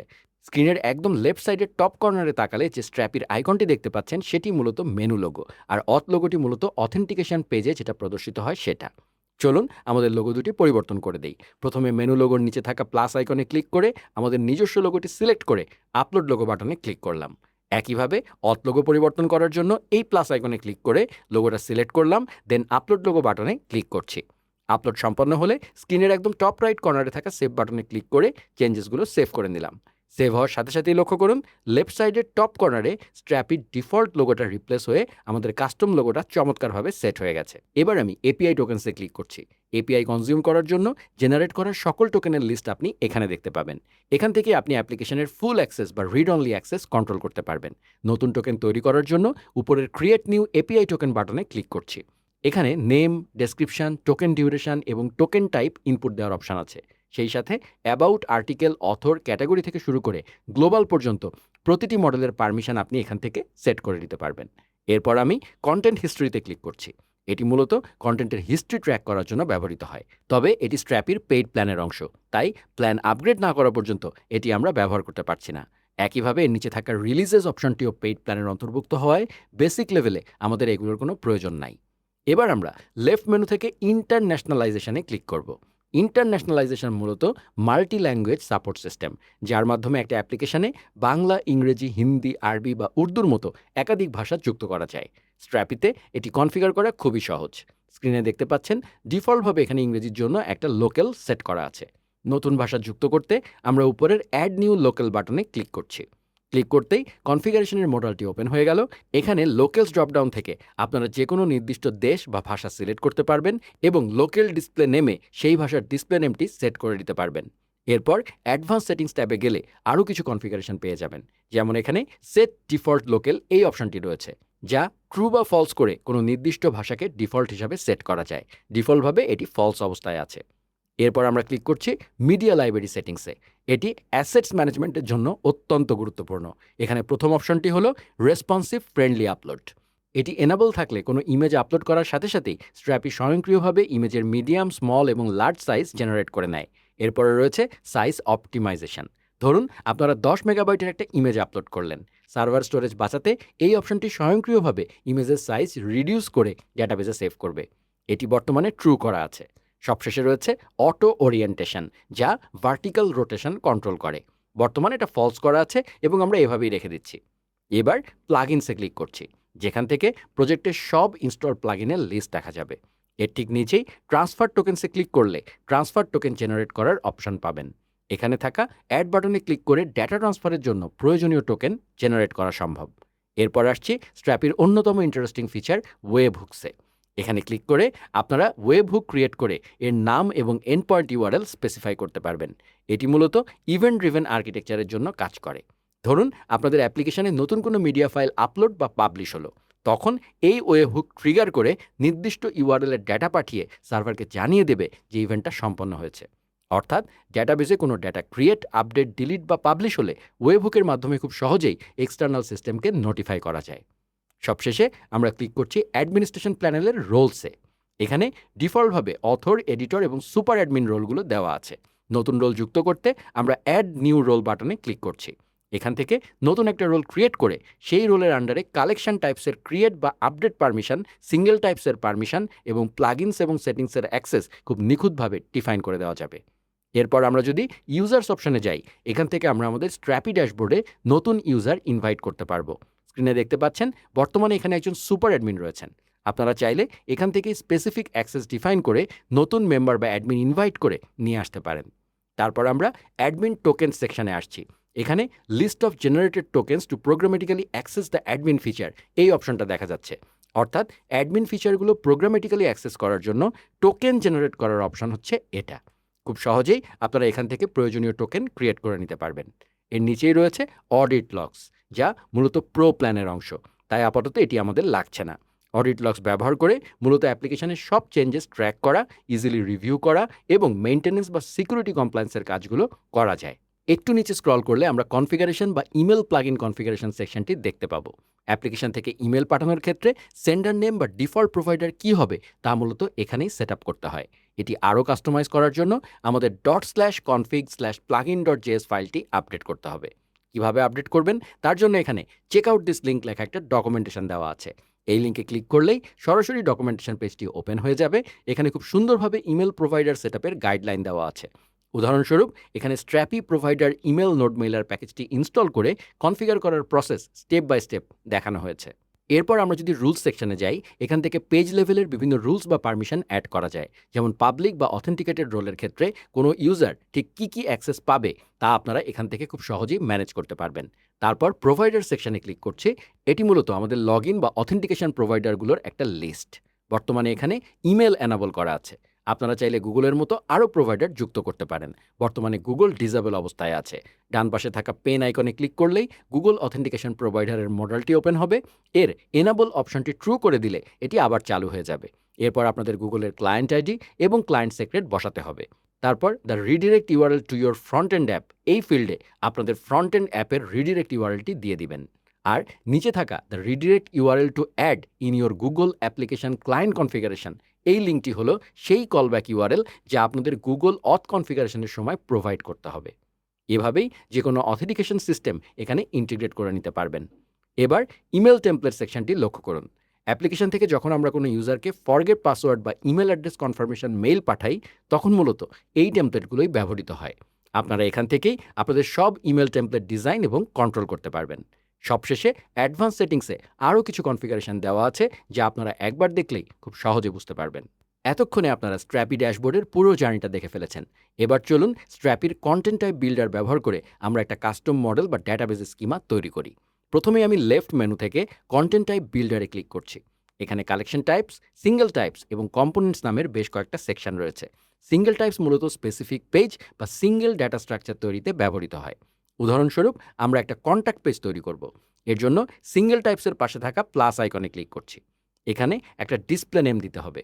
আমি নাম দিচ্ছি কন্ট্যাক্ট। লক্ষ্য করুন, নাম দেওয়ার সাথে সাথেই এর এপিআই আইডি সিঙ্গুলার এবং প্লুরাল দুইটাই স্বয়ংক্রিয়ভাবে জেনারেট হয়ে গেছে, যা মূলত আমাদের এপিআই এন্ডপয়েন্ট হিসেবে কাজ করবে। এরপর অ্যাডভান্স সেটিংসে গেলে আপনারা ড্রাফট অ্যান্ড পাবলিশ সিস্টেম এবং ইন্টারন্যাশনালাইজেশনের মতো ফিচারগুলো দেখতে পাবেন।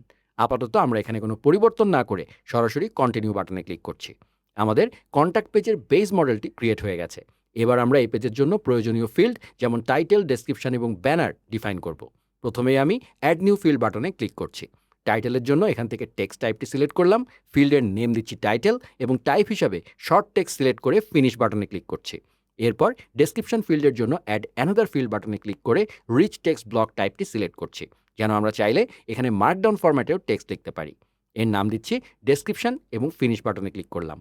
সবশেষে ব্যানারের জন্য আবারও অ্যাড অ্যানাদার ফিল্ডে ক্লিক করে মিডিয়া টাইপটি সিলেক্ট করে নিলাম। এর নাম দিচ্ছি ব্যানার এবং যেহেতু আমাদের একটিমাত্র ইমেজের প্রয়োজন, তাই টাইপ হিসাবে সিঙ্গেল মিডিয়া সিলেক্ট করে ফিনিশ বাটনে ক্লিক করছি। আমাদের মডেলের ফিল্ডগুলো পারফেক্টলি সেট করা হয়ে গেছে। এবার চেঞ্জেসগুলো সেভ করার জন্য লেফট সাইডে থাকা সেভ বাটনে ক্লিক করছি। ক্লিক করার সাথে সাথেই স্ট্র্যাপি আমাদের ফাইল সিস্টেমে এই আপডেটগুলো সেভ করে ডেভেলপমেন্ট সার্ভারটি রিস্টার্ট করে নিচ্ছে। সার্ভার রিস্টার্ট হওয়ার পর পেজটি স্বয়ংক্রিয়ভাবে রিলোড হয়ে যাবে। এভাবেই কন্টেন্ট টাইপ বিল্ডার ব্যবহার করে আমরা খুব সহজেই আমাদের কন্ট্যাক্ট পেজের মডেলটি তৈরি করে ফেললাম। যেহেতু আমাদের মডেল ডিফাইন করা শেষ, এবার চলুন রিয়েল ডাটা দিয়ে পেজটি পপুলেট করি। এর জন্য আমরা চলে যাচ্ছি কন্টেন্ট ম্যানেজার পেজে। এখানে সিঙ্গেল টাইপসের আন্ডারে আমাদের সদ্য তৈরি করা কন্ট্যাক্ট পেজটি চলে এসছে। আমি কন্ট্যাক্টে ক্লিক করলাম। দেখতে পাচ্ছেন টাইটেল, ডেসক্রিপশন এবং ব্যানারের জন্য ইনপুট ফিল্ডগুলো এখানে রেডি হয়ে আছে। আমি টাইটেল ফিল্ডে লিখছি দিস ইজ কন্ট্যাক্ট পেজ এবং ডেসক্রিপশন ফিল্ডে সিম্পল টেক্সট হিসাবে দিচ্ছি লরেম ইপসাম। একটু নিচে স্ক্রল করে আমাদের তৈরি করা ব্যানার ফিল্ডে আসছি। ইমেজের জন্য এর ভিতরে থাকা প্লাস আইকনে ক্লিক করছি। ক্লিক করতেই আপলোড মোডালটি ওপেন হয়ে গেল। নতুন কোনো ইমেজ আপলোডের বদলে আমি আমাদের এক্সিস্টিং অ্যাসেটস থেকে একটি ডিফল্ট ইমেজ সিলেক্ট করে ফিনিশ বাটনে ক্লিক করছি। দেখতে পাচ্ছেন ইমেজটি পারফেক্টলি অ্যাটাচ হয়ে গেছে। এবার স্ক্রল করে উপরে এসে সেভ বাটনে ক্লিক করলাম, যার মাধ্যমে এই ডাটাগুলো আপাতত ড্রাফট হিসাবে সেভ হয়ে থাকলো। এভাবেই মূলত কন্টেন্ট ম্যানেজার ব্যবহার করে আমরা যে কোনো মডেলের ডেটা পপুলেট করতে পারি। এতক্ষণে আমরা সিঙ্গেল টাইপস তৈরি করা দেখেছি। এবার আমরা কালেকশন টাইপস তৈরি করব, যা মূলত একাধিক ডেটা বা এন্ট্রি নিয়ে কাজ করার জন্য ব্যবহৃত হয়। এর জন্য আমি লেফট মেনু থেকে আবারও কন্টেন্ট টাইপ বিল্ডার পেজটিতে ক্লিক করছি। এবার কালেকশন টাইপসের ঠিক পাশে থাকা প্লাস আইকনে ক্লিক করছি। ধরুন আমরা একটি কন্ট্যাক্ট ফর্ম তৈরি করতে চাই, যার মাধ্যমে ইউজাররা মেসেজ পাঠাতে পারবে। তাই ডিসপ্লে নেম হিসাবে আমি দিচ্ছি ইউজার রেসপন্স। লক্ষ্য করুন, নাম দেওয়ার সাথে সাথেই সিঙ্গুলার এবং প্লুরাল দুটা এপিআই আইডি স্বয়ংক্রিয়ভাবে জেনারেট হয়ে গেছে। এবার আমি কন্টিনিউ বাটনে ক্লিক করছি। আপনারা দেখতে পাচ্ছেন এখন আমাদের ফিল্ড অ্যাড করতে হবে। প্রথমে আমি টেক্সট ফিল্ড সিলেক্ট করছি, এর নাম দিচ্ছি ফুল নেম এবং টাইপ হিসাবে শর্ট টেক্সট সিলেক্ট করে ফিনিশ বাটনে ক্লিক করছি। এরপর আরেকটি ফিল্ড নেওয়ার জন্য ইমেল টাইপটি সিলেক্ট করছি, এর নাম দিচ্ছি ইমেল অ্যাড্রেস এবং আগের মতোই ফিনিশ বাটনে ক্লিক করছি। এবার আমি অ্যাড অ্যানাদার ফিল্ডে ক্লিক করছি। যেহেতু ইউজাররা মেসেজ পাঠাবে, তাই আমি রিচ টেক্সট সিলেক্ট করছি, যাতে তারা মার্কডাউন ফরম্যাট ব্যবহার করেও সুন্দরভাবে ফরম্যাট করে মেসেজ লিখতে পারে। এই ফিল্ডের নাম দিচ্ছি মেসেজ এবং ফিনিশ বাটনে ক্লিক করছি। মেসেজের সাথে ইউজাররা যেন প্রয়োজনীয় ফাইল বা কোনো ইস্যুর স্ক্রিনশট পাঠাতে পারে, তার জন্য আমরা একটা মিডিয়া ফিল্ডও রাখবো। তাই ফিল্ড টাইপ থেকে মিডিয়া সিলেক্ট করে এর নাম দিচ্ছি অ্যাটাচমেন্টস এবং ফিনিশ বাটনে ক্লিক করছি। আমাদের কালেকশন টাইপটি পারফেক্টলি ডিফাইন করা হয়ে গেছে। চেঞ্জেসগুলো সেভ করার জন্য আমি সেভ বাটনে ক্লিক করছি। আগের মতোই সার্ভার রিস্টার্ট নিচ্ছে এবং রিস্টার্ট শেষে পেজটি স্বয়ংক্রিয়ভাবে রিলোড হয়ে গেল। এবার চলুন কন্টেন্টগুলো ম্যানেজ করে দেখি। এর জন্য আমি কন্টেন্ট ম্যানেজার পেজটিতে আসছি। এখানে কালেকশন লিস্টে ইউজার রেসপন্স দেখতে পাচ্ছেন। আমি এই ইউজার রেসপন্সে ক্লিক করছি। নতুন একটা এন্ট্রি তৈরি করার জন্য ক্রিয়েট নিউ এন্ট্রি বাটনে ক্লিক করছি। এবার ফুল নেম ফিল্ডে দিচ্ছি সুমিত সাহা এবং ইমেল অ্যাড্রেস ফিল্ডে দিচ্ছি sumit@examples.com। এরপর মেসেজ ফিল্ডে ডেমো টেক্সট হিসেবে লরেম ইপসাম লিখে দিচ্ছি। পেজটি একটু স্ক্রল করে নিচে থাকা অ্যাটাচমেন্টস ফিল্ডে আসছি। এখান থেকে আমি অ্যাটাচমেন্ট হিসেবে দুইটা ফাইল সিলেক্ট করে অ্যাড করে দিলাম। সবশেষে স্ক্রল করে একদম উপরে এসে সেভ বাটনে ক্লিক করলাম। এর মাধ্যমেই আমাদের ডেটাটি সফলভাবে সেভ হয়ে গেল। আর এভাবেই আমরা প্রজেক্টের জন্য একটা কমপ্লিট কালেকশন টাইপ তৈরি করে ফেলতে পারি। স্ট্র্যাপি মূলত একটা কন্টেন্ট ম্যানেজমেন্ট সিস্টেম। আমরা এতক্ষণ যে কালেকশনগুলো তৈরি করেছি, সেগুলোর ডেটা ফেচ করতে হলে আমাদের এপিআই এন্ড পয়েন্টগুলো জানতে হবে, কিন্তু ডিফল্টভাবে আমরা এন্ড পয়েন্টগুলো দেখতে পাচ্ছি না। তাই এন্ড পয়েন্টগুলো ভিজুয়ালাইজ করার জন্য আমরা একটি প্লাগইন ইনস্টল করব। চলুন এর জন্য আমরা প্রথমে লেফট মেনু থেকে মার্কেট প্লেসে ক্লিক করি। মার্কেট প্লেসে এসে স্ক্রল করে একদম নিচে গেলেই ডকুমেন্টেশন নামের একটা প্লাগইন দেখতে পাবেন, যার ডেসক্রিপশনে লেখা আছে create an open API documentation and visualize your API. আমি এই ডকুমেন্টেশন প্লাগইনটির উপরে ক্লিক করছি। পেজটি একটু স্ক্রল করে নিচে আসলেই ইনস্টল করার কমান্ডটা পেয়ে যাবেন। আমি কমান্ডটা কপি করে নিলাম। এরপর আমরা ভিএস কোডে ফিরে আসলাম। টার্মিনালটি ওপেন করে রানিং ডেভ সার্ভারটাকে ফার্স্টে বন্ধ করলাম। এবার কপি করা কমান্ডটি টার্মিনালে পেস্ট করে এন্টার দিলাম। ইনস্টলেশন প্রসেস চলছে। দেখতে পাচ্ছেন আমাদের ডকুমেন্টেশন প্লাগইনটি সাকসেসফুলি ইনস্টল হয়ে গেছে। এবার npm run develop কমান্ডটি দিয়ে আমরা পুনরায় আমাদের ডেভ সার্ভারটি রান করে নিচ্ছি। সার্ভার রান হওয়ার পর আমরা ব্রাউজারে ফিরে আসব। এবার ইউআরএল বারে লোকালহোস্ট 1337/documentation এটা টাইপ করে এন্টার দিলাম। লক্ষ্য করেন, এন্টার দেওয়ার সাথে সাথেই সোয়াগারের একটা চমৎকার এপিআই ডকুমেন্টেশন আমাদের সামনে ওপেন হয়ে গেছে।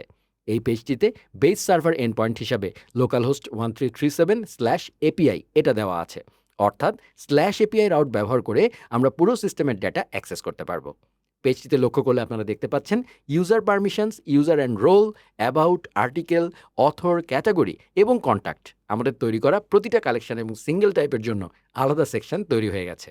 আমি যদি ইউজার পারমিশনসে ক্লিক করি, তাহলে এর আন্ডারে থাকা গেট, পোস্ট সহ সবগুলো রিকোয়েস্ট মেথড সুন্দরভাবে ডকুমেন্ট করা অবস্থায় দেখতে পাবেন। যারা এপিআই ডকুমেন্টেশন পড়তে অভ্যস্ত, আপনারা খুব সহজেই এখান থেকে এন্ড পয়েন্টগুলো বুঝে নিতে পারবেন। এবার স্ক্রল করে নিচে এসে আমাদের তৈরি করা কন্ট্যাক্ট সেকশনটি ওপেন করছি। যেহেতু এটি একটি সিঙ্গেল টাইপ ছিল, তাই এখানে নতুন করে ডেটা ক্রিয়েট করার অপশন বা পোস্ট রিকোয়েস্ট নাই, কারণ সিঙ্গেল টাইপের ডেটা ক্রিয়েশন মূলত আমরা ড্যাশবোর্ড থেকেই করে থাকি। তবে এখান থেকে আমরা ডেটা গেট, পুট এবং ডিলিট করতে পারবো। আমি যদি গেট রিকোয়েস্টটিতে ক্লিক করি, তাহলে এর কোয়ারি প্যারামিটারগুলো দেখা যাবে। সর্টিংয়ের জন্য সর্ট, ফিল্টারিংয়ের জন্য বিভিন্ন কোয়ারি কীভাবে ব্যবহার করতে হবে এবং সাকসেসফুল রেসপন্সের টাইপ বা স্ট্রাকচার কেমন হবে, সব কিছুর এক্সাম্পল এখানে খুব নিখুঁতভাবে দেওয়া আছে। এভাবেই আমরা সোয়াগার ডকুমেন্টেশন ব্যবহার করে আমাদের অ্যাপ্লিকেশনের এপিআই এন্ড পয়েন্টগুলো খুব সহজেই এক্সপ্লোর করতে পারি। আমরা এখন গেট রিকোয়েস্টটি ট্রাই করে দেখব। এর জন্য উপরে ট্রাই ইট আউট বাটনে ক্লিক করছি। এরপর একটু স্ক্রল করে নিচে এসে এক্সিকিউট বাটনে ক্লিক করছি। লক্ষ্য করুন, ক্লিক করার সাথে সাথে রিকোয়েস্টটি এক্সিকিউট হয়েছে, কিন্তু আমরা একটা এরর পাচ্ছি, সেটা হচ্ছে ফরবিডেন। এর কারণ হলো আমরা আমাদের তৈরি করা কালেকশনটির এন্ড পয়েন্ট কারা অ্যাক্সেস করতে পারবে তার কোনো পারমিশন এখনও ডিফাইন করিনি। এই পারমিশন সেট করার জন্য আমি স্ট্র্যাপি ড্যাশবোর্ডে ফিরে আসছি, লেফট মেনুর সেটিংসে যাচ্ছি। একটু স্ক্রল করে নিচে আসলেই ইউজার্স অ্যান্ড পারমিশনস প্লাগইন ক্যাটাগরির আন্ডারে রোলস সেকশনটি আপনারা দেখতে পাবেন। আমি রোলসে ক্লিক করছি। যেহেতু আমরা একদম সিম্পলিসিটি বজায় রেখে কাজ করছি, তাই আমি এখান থেকে পাবলিক রোলটিতে ক্লিক করলাম। পাবলিক রোলে ক্লিক করার পর পারমিশন সেকশনে একটু স্ক্রল করে নিচে আসছি। এখানে আমাদের তৈরি করা কন্ট্যাক্ট সিঙ্গেল টাইপটি দেখতে পাচ্ছেন। আমি এই কন্ট্যাক্টে ক্লিক করছি। ক্লিক করতেই ড্রপডাউনটি এক্সপ্যান্ড হলো, যেখানে ডিলিট, ফাইন্ড এবং আপডেট পারমিশনগুলো অ্যাভেলেবেল আছে। এখান থেকে আমি শুধুমাত্র ডেটা রিড করার জন্য ফাইন্ডের চেকবক্সে টিক দিয়ে দিলাম। এরপর স্ক্রিনের উপরের দিকে থাকা বাটনে ক্লিক করে চেঞ্জেসগুলো সেভ করে নিচ্ছি। পারমিশন সেট করা শেষ। এবার আমরা যদি আবার এপিআই ডকুমেন্টেশনে ফিরে আসি এবং এক্সিকিউট বাটনে ক্লিক করি, লক্ষ্য করুন এবার কিন্তু রেসপন্সটি আলাদা। আমরা একটা 404 স্ট্যাটাস কোড পাচ্ছি এবং এরর দেখাচ্ছে নট ফাউন্ড। এই এররটি আসার কারণ হলো কন্টেন্ট ম্যানেজারের ডেটা অ্যাড করার সময় আমরা সেটি পাবলিশ করিনি, ড্রাফট হিসাবে সেভ করে রেখেছিলাম। চলুন ডেটাটা পাবলিশ করে আসি। আমি আবারও স্ট্র্যাপি ড্যাশবোর্ডে চলে আসছি। লেফট মেনু থেকে কন্টেন্ট ম্যানেজার সেকশনে ক্লিক করছি এবং কন্ট্যাক্টে যাচ্ছি। এখন স্ক্রিনের লেফট সাইডে এন্ট্রির মধ্যে থাকা পাবলিশ বাটনটিতে ক্লিক করছি। আমাদের ডেটা এখন সফলভাবে পাবলিশ হয়ে গেছে। এবার আমি আবারও এপিআই ডকুমেন্টেশন পেজটিতে ফিরে এসে এক্সিকিউট বাটনে ক্লিক করছি। আর ক্লিক করার সাথে সাথেই চমৎকারভাবে আমাদের সাকসেসফুল রেসপন্সটি চলে এসছে। রেসপন্সে আপনারা দেখতে পাচ্ছেন টাইটেল হিসাবে দিস ইজ কন্ট্যাক্ট পেজ এবং ডেসক্রিপশন হিসাবে লরেম ইপসাম দেখাচ্ছে।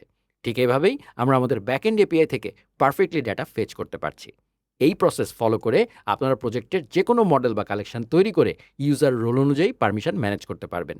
যেহেতু আমরা এখন সাকসেসফুলি রেস্ট এপিআই কল করে সিএমএস থেকে ডেটা পাচ্ছি, আমাদের ফ্রন্ট এন্ড অ্যাপ্লিকেশনের জন্য ঠিক এই ডেটাগুলোই প্রয়োজন। তো আপনারা প্রস্তুত তো? চলেন এবার আমরা একটা ফ্রন্ট এন্ড অ্যাপ্লিকেশন তৈরি করি এবং স্ট্র্যাপিকে ব্যাকএন্ড হিসাবে ব্যবহার করে পুরো প্রজেক্টটিকে একটি কমপ্লিট ফুল স্ট্যাক অ্যাপ্লিকেশনে রূপান্তর করে ফেলি। স্ক্রিনে আপনারা যে প্রজেক্টটি দেখতে পাচ্ছেন, এটি মূলত আমাদের আজকের মেইন প্রজেক্ট। এর নাম হচ্ছে পিক হাব। এই প্রজেক্টটিকে আমরা স্ক্র্যাপির সাথে ইন্টিগ্রেট করব। প্রজেক্টটি কিভাবে কাজ করে চলুন দেখে নেই।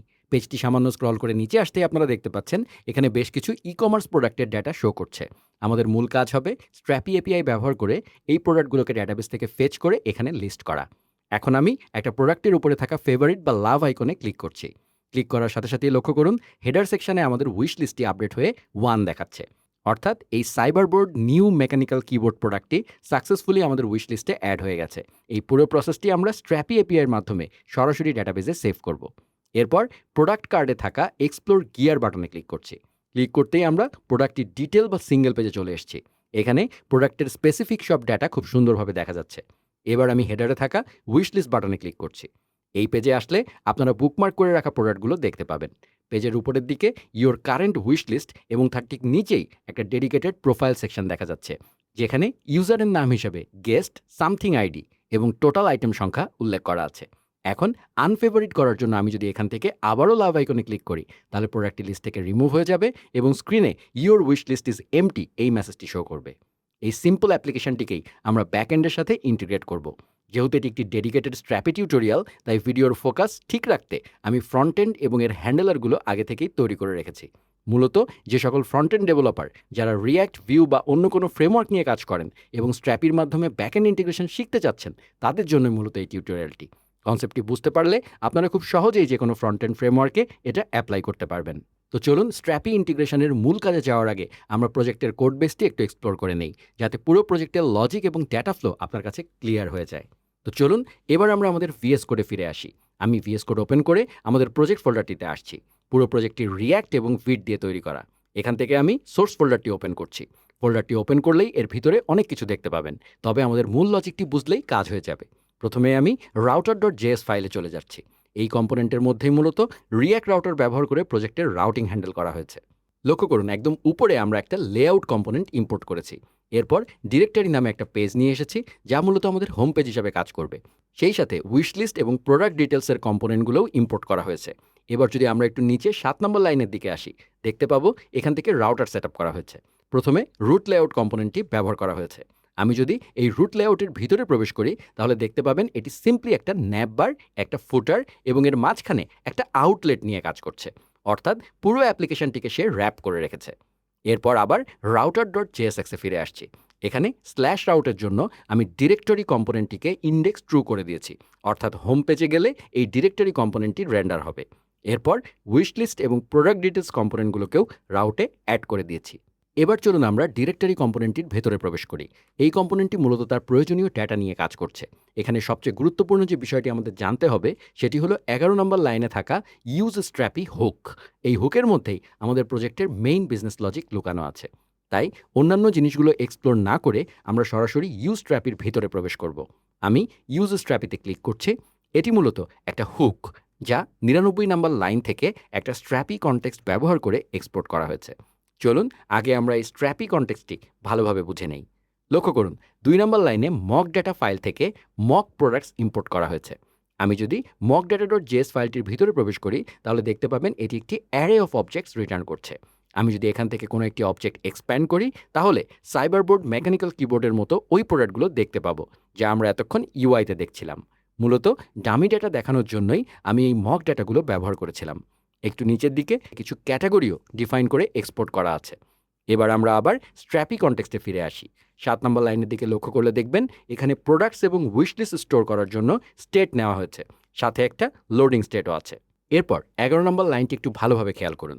এখানে গেস্ট আইডি নামে একটা স্টেট নেওয়া হয়েছে, কিন্তু এর কোনো সেটার ফাংশন নাই। এখানে মূলত ইউজ স্টেটের ভিতরে ফাংশন প্যারামিটার ব্যবহার করে লেজি ইনিশিয়ালাইজেশন করা হয়েছে। যারা আমার রিঅ্যাক্টিভ অ্যাক্সিলারেটর কোর্সটি করেছেন তারা বিষয়টি খুব ভালোভাবে জানেন, কিন্তু দুঃখের বিষয় কোর্সটি এখন আর অ্যাভেলেবল নাই, তাই চাইলেও আপনি কিনতে পারবেন না। এনিওয়েজ, ফাংশনটির ভেতরে সরাসরি লোকাল স্টোরেজ ব্যবহার করে চেক করা হয়েছে পিকহাব গেস্ট আইডি এই জিনিসটা আছে কিনা। যদি না থাকে তাহলে নতুন একটা আইডি জেনারেট করে সেটি সেট করে রিটার্ন করা হচ্ছে। এটি করার কারণ হলো ব্রাউজার রিলোড দিলে যেন গেস্ট আইডি হারিয়ে না যায়। আর এই গেস্ট আইডি ধরেই আমরা মূলত উইশ লিস্টের কাজগুলো করব। একটু নিচে আসলেই ইউজ এফেক্ট দেখতে পাবেন। এর ভিতরে গেট প্রোডাক্টস এবং গেট উইশ লিস্ট কল করা হয়েছে। আমি যদি গেট প্রোডাক্টস ফাংশনটিতে যাই দেখতে পাবেন এটি একটি অ্যাসিনক্রোনাস ফাংশন। এখানে 31 নম্বর লাইনে প্রমিস ব্যবহার করে একটা ফেক নেটওয়ার্ক ডিলে সিমুলেট করা হয়েছে। পরবর্তীতে আমরা এখানেই আমাদের স্ট্র্যাপি এপিআই ইন্টিগ্রেট করব। একইভাবে গেট উইশলিস্ট ফাংশনটি মূলত লোকাল স্টোরেজ থেকে উইশলিস্টের ডেটা বের করে স্টেটে সেট করে দিচ্ছে। এরপর অ্যাড টু উইশলিস্ট ফাংশনটি লক্ষ্য করুন। এটি মূলত ফ্রন্ট-এন্ড থেকে একটা প্রোডাক্ট ডেটা রিসিভ করে এবং উইশলিস্টে অ্যাড করে। যখন আমরা স্ট্র্যাপি এপিআই ইন্টিগ্রেট করব তখন এই ডেটাগুলো আমরা সরাসরি সার্ভারে পাঠিয়ে দেব। একইভাবে রিমুভ ফ্রম উইশলিস্ট ফাংশনটি ফ্রন্ট-এন্ড থেকে একটা প্রোডাক্ট আইডি রিসিভ করে এবং প্রোডাক্টটিকে উইশলিস্ট থেকে রিমুভ করে দেয়। স্ট্র্যাপি ইন্টিগ্রেশনের সময় এখানেও আমরা এপিআই কল করব।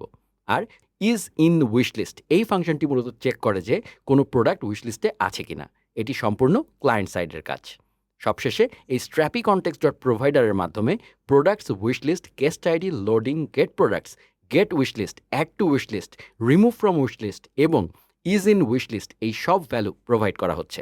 আর একদম শেষে 99 নম্বর লাইনে ইউজ স্ট্র্যাপি অ্যারো ফাংশনটির মাধ্যমে ইউজ কনটেক্সট ব্যবহার করে এই কনটেক্সটটিকে রিটার্ন করা হচ্ছে। এটাই ছিল আমাদের অ্যাপ্লিকেশনের মেইন লজিক ফ্লো।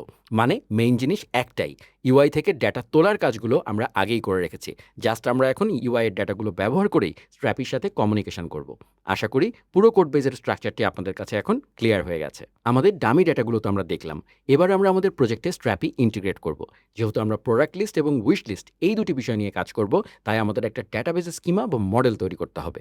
আমি যদি ডামি ডেটার মক প্রোডাক্টস ফাইলটি ওপেন করি তাহলে দেখতে পাবেন প্রতিটি প্রোডাক্টের জন্য name, price, description, category, image, rating, in stock এবং ফিচার্স নামের প্রপার্টিগুলো রয়েছে। আমরা ঠিক এই স্ট্রাকচারটিকে রিয়েল ডেটার মডেল হিসাবে তৈরি করব। এর জন্য আমরা সরাসরি স্ট্র্যাপি ড্যাশবোর্ডে চলে যাব। ড্যাশবোর্ড থেকে লেফট মেনুর কন্টেন্ট টাইপ বিল্ডারে ক্লিক করছি। যেহেতু আমাদের অনেকগুলো ডেটা বা প্রোডাক্ট থাকবে তাই আমাদের একটা কালেকশন টাইপ তৈরি করতে হবে। আমি কালেকশন টাইপসের পাশে থাকা প্লাস আইকনে ক্লিক করছি।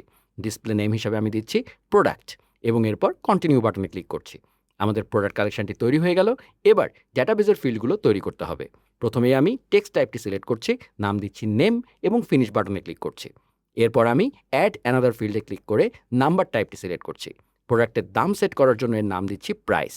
যেহেতু প্রাইস সাধারণত দশমিক বা ফ্লোটিং পয়েন্টে থাকে তাই নাম্বার ফরম্যাট অপশন থেকে ফ্লোট সিলেক্ট করে ফিনিশ বাটনে ক্লিক করছি। আবারও অ্যাড অ্যানাদার ফিল্ডে ক্লিক করছি। এবার আমরা ডেসক্রিপশন অ্যাড করব, তাই টেক্সট টাইপ সিলেক্ট করে এর নাম দিচ্ছি ডেসক্রিপশন। যেহেতু ডেসক্রিপশন একটু বড় হয় তাই টেক্সট টাইপ হিসাবে লং টেক্সট সিলেক্ট করে ফিনিশ বাটনে ক্লিক করছি। এরপরে আমরা ক্যাটাগরির ফিল্ড তৈরি করব। যেহেতু ক্যাটাগরিগুলো একটি নির্দিষ্ট লিস্ট থেকে সিলেক্ট করতে হয় তাই আমি এনুমারেশন টাইপটি সিলেক্ট করছি। এর নাম দিচ্ছি ক্যাটাগরি। এখানে প্রতি লাইনে একটি করে ভ্যালু বসাতে হবে। আমি একে একে টাইপ করছি keyboards, enter, audio, enter, desk setup, enter এবং সবশেষে অ্যাক্সেসরিজ। এরপর ফিনিশ বাটনে ক্লিক করছি। এবার আমাদের ইমেজ আপলোডের অপশন তৈরি করতে হবে। অ্যাড অ্যানাদার ফিল্ডে ক্লিক করে মিডিয়া টাইপ সিলেক্ট করছি। এর নাম দিচ্ছি ইমেজ এবং সিঙ্গেল মিডিয়া সিলেক্ট করে ফিনিশ বাটনে ক্লিক করছি। প্রোডাক্টের রেটিং স্টোর করার জন্য আবারও নাম্বার টাইপ সিলেক্ট করছি। নাম দিচ্ছি রেটিং এবং ফরম্যাট হিসেবে ফ্লোট সিলেক্ট করে ফিনিশে ক্লিক করছি। প্রোডাক্টটি স্টকে আছে কিনা তা চেক করার জন্য একটা বুলিয়ান ফিল্ড প্রয়োজন, তাই বুলিয়ান টাইপ সিলেক্ট করে এর নাম দিচ্ছি ইন স্টক এবং ফিনিশ বাটনে ক্লিক করছি। সবশেষে প্রোডাক্টের ফিচারগুলো স্টোর করার জন্য একটা ফিল্ড তৈরি করব। আমি জেসন টাইপটি সিলেক্ট করছি যাতে আমরা অ্যারে বা অবজেক্ট আকারে ডেটা পাস করতে পারি। এর নাম দিচ্ছি ফিচার্স এবং ফিনিশ বাটনে ক্লিক করছি। আমাদের প্রোডাক্ট মডেলের স্কিমা তৈরি করা শেষ। এখন আমাদের এটা সেভ করতে হবে। এর জন্য স্ক্রিনের লেফট সাইডে থাকা সেভ বাটনে ক্লিক করছি। ক্লিক করার সাথে সাথেই আপনারা দেখতে পাচ্ছেন ডেটাগুলো সেভ হয়ে আমাদের ডেভেলপমেন্ট সার্ভারটি রিস্টার্ট নিচ্ছে। সার্ভার রিস্টার্ট প্রসেসটি সাকসেসফুল হলেই পেজটি স্বয়ংক্রিয়ভাবে রিলোড হয়ে যাবে। আর এরই মাধ্যমে আমাদের প্রোডাক্ট মডেল তৈরি করার কাজটি পুরোপুরি সম্পন্ন হলো। এবার আমাদের আরও একটা মডেল তৈরি করতে হবে। আপনারা আগেই দেখেছেন যে আমাদের অ্যাপ্লিকেশনে প্রোডাক্ট উইশ লিস্ট করার ফিচার রয়েছে। কোনো ইউজার যখন প্রোডাক্টের উইশ লিস্ট আইকনে ক্লিক করবে তখন সেই ডাটাটি সেভ করার জন্য আমাদের উইশ লিস্ট আইটেম নামের একটা কালেকশন প্রয়োজন হবে। চলুন আমরা এই কালেকশনটি তৈরি করে ফেলি। আমি কালেকশন টাইপসের প্লাস আইকনে ক্লিক করছি। ডিসপ্লে নেম হিসাবে দিচ্ছি উইশ লিস্ট আইটেম এবং এরপর কন্টিনিউ বাটনে ক্লিক করছি। এখন এই উইশ লিস্ট আইটেমের জন্য আমাদের ফিল্ড অ্যাড করতে হবে। আমি অ্যাড নিউ ফিল্ড বাটনে ক্লিক করে ফিল্ড টাইপ হিসাবে টেক্সট সিলেক্ট করছি। আপনারা ফ্রন্ট এন্ড কোড বেসে দেখেছেন যখনই কোনো ইউজার আমাদের অ্যাপ্লিকেশনে আসে তখন আমরা ব্রাউজারের লোকাল স্টোরেজে একটা ইউনিক গেস্ট আইডি জেনারেট করে রাখি। মূলত এই আইডিটি স্টোর করার জন্য এর নাম দিচ্ছি গেস্ট আইডি। এরপর টাইপ হিসাবে শর্ট টেক্সট সিলেক্ট করে আমি ফিনিশ বাটনে ক্লিক করছি। এরপর আমাদের আরেকটা ফিল্ড তৈরি করতে হবে যেখানে আমরা রিলেশন নিয়ে কাজ করব, কারণ কোনো ইউজার কোন প্রোডাক্টটি সেভ করলো তার ডেটাবেসে ট্র্যাক করতে হবে। আমি আবারও অ্যাড অ্যানাদার ফিল্ডে ক্লিক করে রিলেশন টাইপটি সিলেক্ট করছি, যা মূলত একটা কালেকশনের সাথে আরেকটা কালেকশনের রেফারেন্স বা সম্পর্ক তৈরি করে। রিলেশন তৈরি করার ইন্টারফেসটি কিন্তু দারুণ। ডান দিকে তাকালে দেখবেন ডিফল্টভাবে এটি আর্টিকেলের সাথে রিলেশন দেখাচ্ছে। আমি এই আর্টিকেলের উপরে ক্লিক করছি। ক্লিক করতেই আমাদের তৈরি করা সব কালেকশনের লিস্ট ড্রপ ডাউন আকারে চলে এসছে। যেহেতু আমরা প্রোডাক্টের সাথে উইশ লিস্ট আইটেমের রিলেশন তৈরি করব তাই এখান থেকে আমি প্রোডাক্ট সিলেক্ট করছি। মাঝখানে রিলেশনশিপের বিভিন্ন অপশন রয়েছে, যেমন has one, one to many, many to many ইত্যাদি। আমাদের মূলত wish list item has one product এই লজিকটি প্রয়োজন, তাই প্রথম অপশনটি সিলেক্ট করে আমি ফিনিশ বাটনে ক্লিক করছি। এর মাধ্যমেই আমাদের রিলেশন তৈরির কাজটা কমপ্লিট হয়ে গেল। একই সাথে আমাদের উইশ লিস্ট আইটেম কালেকশনটির স্কিমাও তৈরি হয়ে গেছে। এই দুটি ফিল্ড দিয়েই আমরা সহজেই গেস্ট আইডি ট্র্যাক করে বুঝতে পারবো যে কে কোন প্রোডাক্টটি উইশ লিস্টে রেখেছে। সবশেষে কালেকশনটি সেভ করার জন্য আমি লেফট সাইডের সেভ বাটনে ক্লিক করছি। প্রজেক্টের জন্য আমাদের প্রয়োজনীয় দুটি কালেকশন তৈরি করার কাজ সফলভাবে সম্পন্ন হয়ে গেল। এর মধ্যেই আমি কন্টেন্ট ম্যানেজার থেকে বেশ কিছু ডামি প্রোডাক্ট অ্যাড করে নিয়েছি। কন্টেন্ট কিভাবে ম্যানেজ করতে হয় তা আপনারা আগেই দেখেছেন। এখানে আমি মোট 6টি ডামি প্রোডাক্ট যুক্ত করে রেখেছি। উদাহরণস্বরূপ আমি প্রোডাক্ট আইডি 1-এর ভিতরে প্রবেশ করছি। এটি ওপেন করলেই দেখতে পাবেন প্রোডাক্টের নেম, প্রাইস, ডেসক্রিপশন এবং ক্যাটাগরি ফিল্ডগুলো সুন্দরভাবে ডেটা দিয়ে সাজানো আছে এবং সেই সাথে ইমেজও আপলোড করা হয়েছে। প্রোডাক্টগুলো তো রেডি, কিন্তু ক্লায়েন্ট সাইড থেকে এই ডেটাগুলো ফেচ করতে হলে এগুলোকে অবশ্যই পাবলিশড অবস্থায় থাকতে হবে। বর্তমানে এগুলো ড্রাফট হিসাবে সেভ করা আছে। তাই আমি সরাসরি উপরের আইডি সিলেক্টরে ক্লিক করে সবগুলো প্রোডাক্ট একসাথে সিলেক্ট করে নিচ্ছি। সিলেক্ট করার সাথে সাথেই স্ক্রিনে একটা পাবলিশ বাটন চলে এসছে। আমি এই পাবলিশ বাটনে ক্লিক করছি। ক্লিক করতেই একটা কনফার্মেশন মডেল ওপেন হলো, যেখানে একটা সামারি দেখাচ্ছে। আমি এখান থেকে নিচের পাবলিশ বাটনে ক্লিক করলাম। এরপর একটা ওয়ার্নিং আসলে আমি আবারও পাবলিশে ক্লিক করে কনফার্ম করলাম। এখন আমাদের সবগুলো প্রোডাক্ট সফলভাবে পাবলিশ হয়ে গেছে। তবে শুধুমাত্র প্রোডাক্ট পাবলিশ করলেই কিন্তু কাজ শেষ নয়। কারা এই ডেটাগুলো অ্যাক্সেস করতে পারবে তার জন্য আমাদের প্রোডাক্ট এবং উইশ লিস্ট আইটেমের স্পেসিফিক পারমিশন সেট করতে হবে। এর জন্য আমি লেফট মেনু থেকে সেটিংসে ক্লিক করছি। সেটিংস পেজ থেকে একটু স্ক্রল করে নিচে আসতেই ইউজার্স অ্যান্ড পারমিশনস প্লাগইন এই ক্যাটাগরির আন্ডারে রোলস সেকশনটি আপনারা দেখতে পাবেন। আমি রোলসে ক্লিক করছি। যেহেতু আমরা সিম্পলিসিটির জন্য কোনো ইউজার অথেন্টিকেশন ইমপ্লিমেন্ট করছি না, তাই আমি চাই ডেটাগুলো পাবলিকলি অ্যাক্সেসেবল থাকুক। এই জন্য আমি পাবলিকের উপরে থাকা এডিট আইকনে ক্লিক করে পারমিশন পেজে প্রবেশ করলাম। এবার পেজটি স্ক্রল করে নিচে থাকা প্রোডাক্ট কালেকশনটিতে ক্লিক করছি। পাবলিক অ্যাক্সেস হওয়ায় এখানে আমরা ক্রিয়েট, ডিলিট বা আপডেট পারমিশন দেব না। অন্যথায় যে কেউ প্রোডাক্ট ডিলিট করে দিতে পারবে। তাই ডেটা ফেচ করার জন্য আমি শুধুমাত্র ফাইন্ড এবং ফাইন্ড ওয়ান পারমিশন দুটিতে টিক দিচ্ছি, যেন সিঙ্গেল এবং মাল্টিপল উভয় ধরনের প্রোডাক্ট ডেটাই এপিআই থেকে গেট করা যায়। এরপর আমাদের উইশ লিস্ট আইটেমের পারমিশনও সেট করতে হবে। আমি একটু নিচে থাকা উইশ লিস্ট আইটেমে ক্লিক করছি। উইশ লিস্টের ফাংশনালিটির জন্য আমাদের ক্রিয়েট, ডিলিট, ফাইন্ড এবং ফাইন্ড ওয়ান এই 4টা পারমিশন প্রয়োজন। আমি এই 4টাতে টিক দিয়ে দিচ্ছি। এখানে কোনো ডেটা আপডেট করার প্রয়োজন নাই, তাই আপডেট পারমিশনটি আমরা স্কিপ করছি। পারমিশন সেট করা শেষ। এবার স্ক্রিনের একদম টপ রাইট কর্নারে থাকা সেভ বাটনে ক্লিক করে চেঞ্জেসগুলো সেভ করে নিচ্ছি। এর মাধ্যমেই আমাদের ব্যাক এন্ড পারমিশন পুরোপুরি রেডি হয়ে গেল এবং এখন আমরা সরাসরি ফ্রন্ট এন্ড ইউআইতে এপিআইটা ইন্টিগ্রেট করার জন্য অ্যাবসোলুটলি রেডি। পারমিশনগুলো তো আমরা সেট করে ফেললাম, কিন্তু ফ্রন্ট এন্ডে ইন্টিগ্রেট করার আগে সবকিছু ঠিকঠাক কাজ করছে কিনা চলুন তা একবার সিম্পলি চেক করে আসি। এর জন্য আমরা আবারও আমাদের স্ট্র্যাপির সোয়াগার ডকুমেন্টেশন পেজে ফিরে যাব। পেজটি একটু স্ক্রল করে নিচে এসে প্রোডাক্ট কালেকশনটি ওপেন করছি। এবার ডেটা ফেচ করার জন্য আমি প্রথমে গেট রিকোয়েস্টটিতে ক্লিক করছি। উপরের দিকে থাকা ট্রাই ইট আউট বাটনে ক্লিক করলাম। এরপর একটু স্ক্রল করে নিচে এসে এক্সিকিউট বাটনে ক্লিক করছি। লক্ষ্য করুন, রিকোয়েস্ট এক্সিকিউট হওয়ার সাথে সাথেই রেসপন্স বডিতে আমাদের ডেটা চলে এসছে। এখানে ডেটার ভেতরে একটা অ্যারে অফ অবজেক্টস রয়েছে, যেখানে প্রোডাক্টের ID, document ID, name, price সহ সব ইনফরমেশন পারফেক্টলি দেখাচ্ছে। তার মানে আমাদের এপিআই একদম ঠিকভাবে কাজ করছে। যেহেতু ডেটা ফেচিং কাজ করছে, আমরা এখন রিকোয়েস্টের ইউআরএলটি খেয়াল করব। উপরে রিকোয়েস্ট ইউআরএল সেকশনে দেখতে পাচ্ছেন রিকোয়েস্টটি লোকাল হোস্ট 1337/API/products এই রাউটে হিট করেছে। অর্থাৎ আমাদের বেস ইউআরএল হচ্ছে লোকাল হোস্ট 1337/API। আমি এখান থেকে বেস ইউআরএলটি কপি করে নিচ্ছি। এবার আমরা ভিএস কোডে চলে আসব। আমাদের প্রজেক্টের রুট ডিরেক্টরিতে .env নামে একটা ফাইল ক্রিয়েট করছি। ফাইলের ভিতরে এনভায়রনমেন্ট ভ্যারিয়েবলের নাম দিচ্ছি উইথ স্ট্র্যাপি এপিআই ইউআরএল এবং এর ভ্যালু হিসাবে আমাদের কপি করা এপিআই ইউআরএলটা পেস্ট করে দিচ্ছি। পেস্ট করার পর ইউআরএল এর শেষে থাকা স্ল্যাশ চিহ্নটি ডিলিট করে দিচ্ছি, যাতে রাউটিংয়ে কোনো সমস্যা না হয়। আর এর মাধ্যমেই আমাদের স্ট্র্যাপি এপিআই ইউআরএল এনভায়রনমেন্ট ভ্যারিয়েবল হিসাবে সাকসেসফুলি সেট আপ হয়ে গেল। যেহেতু আমরা এনভায়রনমেন্ট ভ্যারিয়েবলটি অ্যাড করে ফেলেছি, এবার আমরা কনটেক্সট ফাইলের কাজে হাত দেব। আমি কনটেক্সট ফোল্ডারের ভেতর থেকে স্ট্র্যাপি context.jsx ফাইলটি ওপেন করছি। আমরা যে এনভায়রনমেন্ট ভ্যারিয়েবলটি বানিয়েছিলাম সেটা এখন এই ফাইলে যুক্ত করতে হবে। আমি লিখছি API URL = import.meta.env.with/strappy API URL। এর মাধ্যমে আমরা আমাদের স্ট্র্যাপি API URLটিকে ভ্যারিয়েবলের মধ্যে স্টোর করলাম। এবার আমি বেস ইউআরএলটি বের করে নেব।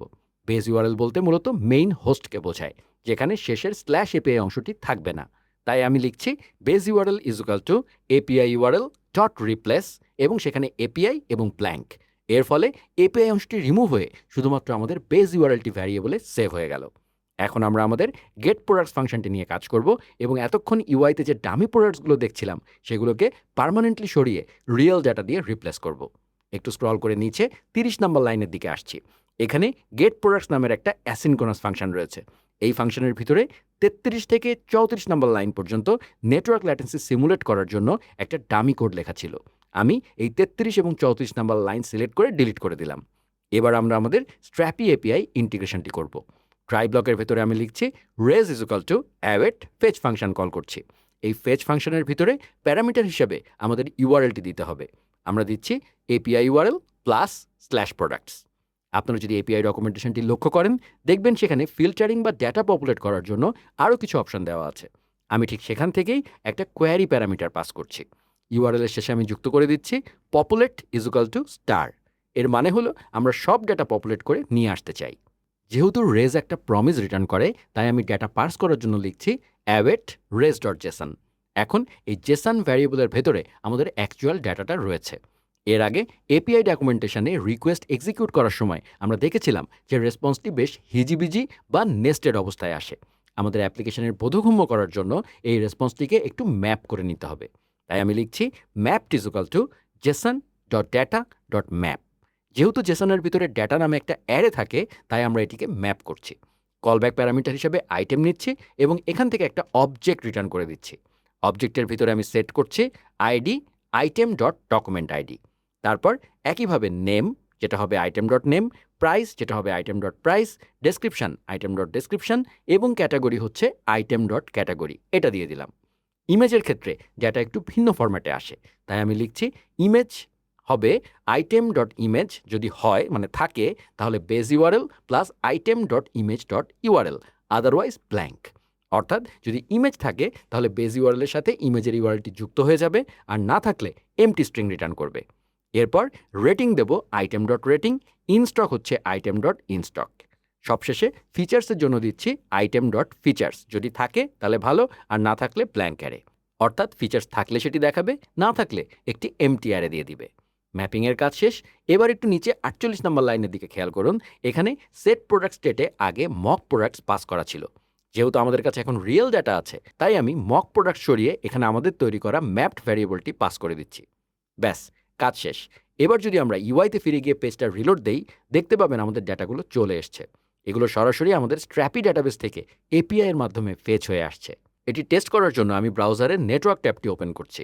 প্রথম যে রেসপন্সটি এসেছে সেটির প্রিভিউ ওপেন করলে দেখতে পাবেন ডেটাগুলো ঠিক একইভাবে দেখাচ্ছে। অর্থাৎ আমরা সফলভাবে স্ট্র্যাপির সাথে গেট রিকোয়েস্ট ইন্টিগ্রেট করে ফেলেছি। এবার চলুন অ্যাপ্লিকেশনে উইশ লিস্ট অ্যাড করার সিস্টেমটি দেখে নেওয়া যাক। অর্থাৎ আমরা এখন স্ট্র্যাপির সাথে পোস্ট রিকোয়েস্ট নিয়ে কাজ করব। এর জন্য প্রথমে আমি এটি বন্ধ করে নিচ্ছি। এবার একটু স্ক্রল করে নিচে 66 নম্বর লাইনে থাকা অ্যাড টু উইশ লিস্ট ফাংশনটিতে আসছি। আমি 66 নম্বর লাইনটি এক্সপ্যান্ড করলাম। এখানে আগে থেকে বেশ কিছু ডামি কোড লেখা ছিল। আমি এই 69 থেকে 74 নম্বর লাইন পর্যন্ত সব কিছু সিলেক্ট করে ডিলিট করে দিচ্ছি, কারণ এগুলো আমাদের আর লাগবে না। এখন আমাদের কাজ হলো এখানে স্ট্র্যাপি এপিআই কল করে উইশলিস্ট অ্যাড করার ফাংশনালিটিটা কমপ্লিট করা। এর জন্য আমি লিখছি res is equal to await, fetch function call করলাম, তার ভিতরে আমরা আমাদের এপিআই ইউআরএল দিয়ে দিচ্ছি। এরপর এর সাথে যুক্ত করছি স্ল্যাশ উইশলিস্ট আইটেমস, এই রাউটটা। এপিআই ডকুমেন্টেশন অনুযায়ী পোস্ট রিকোয়েস্টের জন্য এই রাউটটাই স্পেসিফাই করা আছে। আমি আর নতুন করে ডকুমেন্টেশন পেজে যাচ্ছি না, কারণ আপনারা আগেই দেখেছেন ডকুমেন্টেশন থেকে কিভাবে রাউট চেক করতে হয়। এবার আমরা ফেচ মেথডের সেকেন্ড প্যারামিটার হিসাবে একটা অবজেক্ট সেট করব, কারণ আমরা পোস্ট নিয়ে কাজ করছি। এই সেকেন্ড প্যারামিটারে মেথড হিসেবে দিচ্ছি পোস্ট। এরপর হেডার্স হিসেবে সেট করছি কন্টেন্ট টাইপ অ্যাপ্লিকেশন জেসন। এরপর রিকোয়েস্টের সাথে একটা বডি পাস করতে হবে, তাই আমি লিখছি বডি হচ্ছে জেসন ডট স্ট্রিংইফাই। এর ভিতরে একটা অবজেক্ট নিচ্ছি এবং তার ভিতরে ডেটা নামে একটা প্রপার্টি ডিফাইন করছি, যা মূলত আরেকটা object, pretty basic JavaScript staff. এই ডেটা অবজেক্টের ভেতরে আমাদের প্রয়োজনীয় ফিল্ডগুলো পাস করতে হবে। প্রথমে দিচ্ছি গেস্ট আইডি। একটু উপরে স্ক্রল করে 13 নম্বর লাইনের দিকে তাকালে আপনারা দেখতে পাবেন যে গেস্ট আইডি স্টেটটি আমরা আগেই ডিক্লেয়ার করে রেখেছি। আমি সেখান থেকে এটি কপি করে বডির ভিতরে পেস্ট করে দিলাম। এরপর আমাদের প্রোডাক্টের রেফারেন্স দিতে হবে, তাই আমি লিখছি প্রোডাক্ট কোলন। এই প্রোডাক্ট ডেটা মূলত ক্লায়েন্ট সাইড থেকে এই অ্যাড টু উইশলিস্ট ফাংশনের প্যারামিটার হিসেবে আসছে, তাই আমি এখানে ভ্যালু হিসাবে প্রোডাক্ট ডট আইডি এটা পাস করে দিচ্ছি। আমাদের অ্যাড টু উইশলিস্ট ফাংশনটির কাজ শেষ। এবার চলুন ব্রাউজারে গিয়ে এটা টেস্ট করে দেখি। ব্রাউজারে এসে পেজটি একবার রিলোড দিচ্ছি। এখন উদাহরণস্বরূপ এখানে থাকা কিবোর্ডস প্রোডাক্টটির ফেভারিট বা লাভ আইকনে আমরা ক্লিক করছি। লক্ষ্য করুন, ক্লিক করার পরে ফ্রন্ট এন্ডে আপাত দৃষ্টিতে কিছুই হলো না। উপরের উইশলিস্ট কাউন্টারটিও আপডেট হয়নি। কিন্তু ব্যাকগ্রাউন্ডে কাজ হয়েছে কিনা তা দেখার জন্য আমরা সরাসরি স্ট্র্যাপি ড্যাশবোর্ডে চলে যাব। ড্যাশবোর্ড থেকে কন্টেন্ট ম্যানেজারে এসে উইশলিস্ট আইটেম কালেকশনটিতে ক্লিক করছি। আর লক্ষ্য করুন, ক্লিক করার সাথে সাথেই আমাদের ডেটাটি এখানে পারফেক্টলি দেখাচ্ছে। তার মানে এপিআই কল সফল হয়েছে এবং ডেটাবেসে উইশলিস্ট আইটেম অ্যাড হয়ে গেছে। যেহেতু আমরা এখনও ইউআই আপডেট করার লজিক লিখিনি, তাই ফ্রন্ট এন্ডে চেঞ্জেস দেখা যায়নি। এবার চলুন আমরা উইশলিস্ট ফেচ করার ফাংশনালিটি সেট আপ করি। আমি অ্যাড টু উইশলিস্ট ফাংশনটিকে কলাপস করে একটু উপরে আসছি। এখানে 56 নম্বর লাইনে গেট উইশলিস্ট ফাংশনটি দেখতে পাচ্ছেন, যা মূলত আমাদের উইশলিস্টের ডেটা সার্ভার থেকে নিয়ে আসবে। এই ফাংশনের ভেতরে 58 থেকে 59 নম্বর লাইনে কিছু ডামি কোড লেখা আছে। আমি এই 58 এবং 59 নম্বর লাইন সিলেক্ট করে ডিলিট করে দিচ্ছি, কারণ এগুলো আমাদের আর লাগবে না। এখন আমরা স্ট্র্যাপি এপিআই থেকে উইশলিস্ট ডেটা ফেচ করার লজিক লিখব। আমি দিচ্ছি res is equal to await, fetch function call করলাম। ফেচের ভেতরে ইউআরএল হিসাবে দিচ্ছি API URL plus slash wishlist items. এখন আমাদের এই উইশলিস্ট আইটেমস থেকে ফিল্টার করে নির্দিষ্ট ইউজারের ডেটা বের করে আনতে হবে। আমি যে ফিল্টারিং লজিকটি লিখছি সেটি মূলত সোয়াগার ডকুমেন্টেশন থেকেই নেওয়া। ডকুমেন্টেশন চেক করলেই আপনারা এর ডিটেলস বুঝতে পারবেন। আমি লিখছি, একটা জিজ্ঞাসা চিহ্ন দিচ্ছি, মানে যেভাবে কোয়ারি স্ট্রিং লেখে, filters guest ID dollar equal to, মানে ইকিউ ইজ ইকুয়াল টু। এখানে ডলার ইকিউ মানে হলো ইকুয়াল। এর মানে হলো আমরা সেই সব উইশলিস্ট আইটেম খুঁজছি যেগুলোর গেস্ট আইডি আমাদের লোকাল স্টোরেজে থাকা গেস্ট আইডির সমান। তাই আমি 13 নম্বর লাইনে থাকা গেস্ট আইডি স্টেটটি কপি করে এখানে ইকুয়ালের পরে পেস্ট করে দিচ্ছি। এরপর আমাদের প্রোডাক্ট ডেটা পপুলেট করতে হবে, কারণ প্রোডাক্টের সাথে উইশলিস্টের একটা রিলেশন তৈরি করা আছে। তাই আমি আগে যুক্ত করছি add populate product populate is equal to image. এর মানে হলো আমরা প্রথমে প্রোডাক্ট পপুলেট করছি এবং সেই প্রোডাক্টের ভেতর থেকে ইমেজটিকেও পপুলেট করে নিয়ে আসছি। আমাদের ফেচ রিকোয়েস্ট কমপ্লিট। যেহেতু রেজ একটি প্রমিস রিটার্ন করে, তাই আমি ডেটা পার্স করার জন্য লিখছি JSON is equal to await res dot JSON. এখন আমাদের রেসপন্সটিকে ম্যাপ করতে হবে। আমি লিখছি items is equal to JSON dot data dot map. Callback থেকে আমরা আইটেম রিসিভ করছি। ফাংশনের ভেতরে আমি লিখছি প্রোড ইজ ইকুয়াল টু মানে product is equal to item dot product, অর্থাৎ আমরা প্রতিটি প্রোডাক্টকে একটা ভ্যারিয়েবলে স্টোর করছি।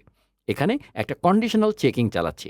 যদি প্রোডাক্ট না থাকে তাহলে রিটার্ন করব নাল, আর যদি প্রোডাক্ট থাকে তাহলে আমরা একটা অবজেক্ট রিটার্ন করব। এই অবজেক্টের ভিতরে আমরা আগের মতোই ডেটাগুলো ম্যাপ করে দিচ্ছি। ID product dot document ID, name হচ্ছে প্রোডাক্ট ডট নেম, প্রাইস হচ্ছে প্রোডাক্ট ডট প্রাইস, ডেসক্রিপশন হচ্ছে প্রোডাক্ট ডট ডেসক্রিপশন এবং ক্যাটাগরি হচ্ছে প্রোডাক্ট ডট ক্যাটাগরি। ইমেজের ক্ষেত্রে দিচ্ছি প্রোডাক্ট ডট ইমেজ যদি থাকে তাহলে page URL plus prod dot image dot URL, otherwise blank. Rating এবং স্টকের জন্য দিচ্ছি প্রোড ডট রেটিং এবং ইনস্টকের ক্ষেত্রে প্রোড ডট ইনস্টক। ফিচার্সের ক্ষেত্রে দিচ্ছি প্রোড ডট ফিচার্স, যদি থাকে তাহলে ভালো, আর না থাকলে অ্যারে, ব্ল্যাঙ্ক অ্যারে।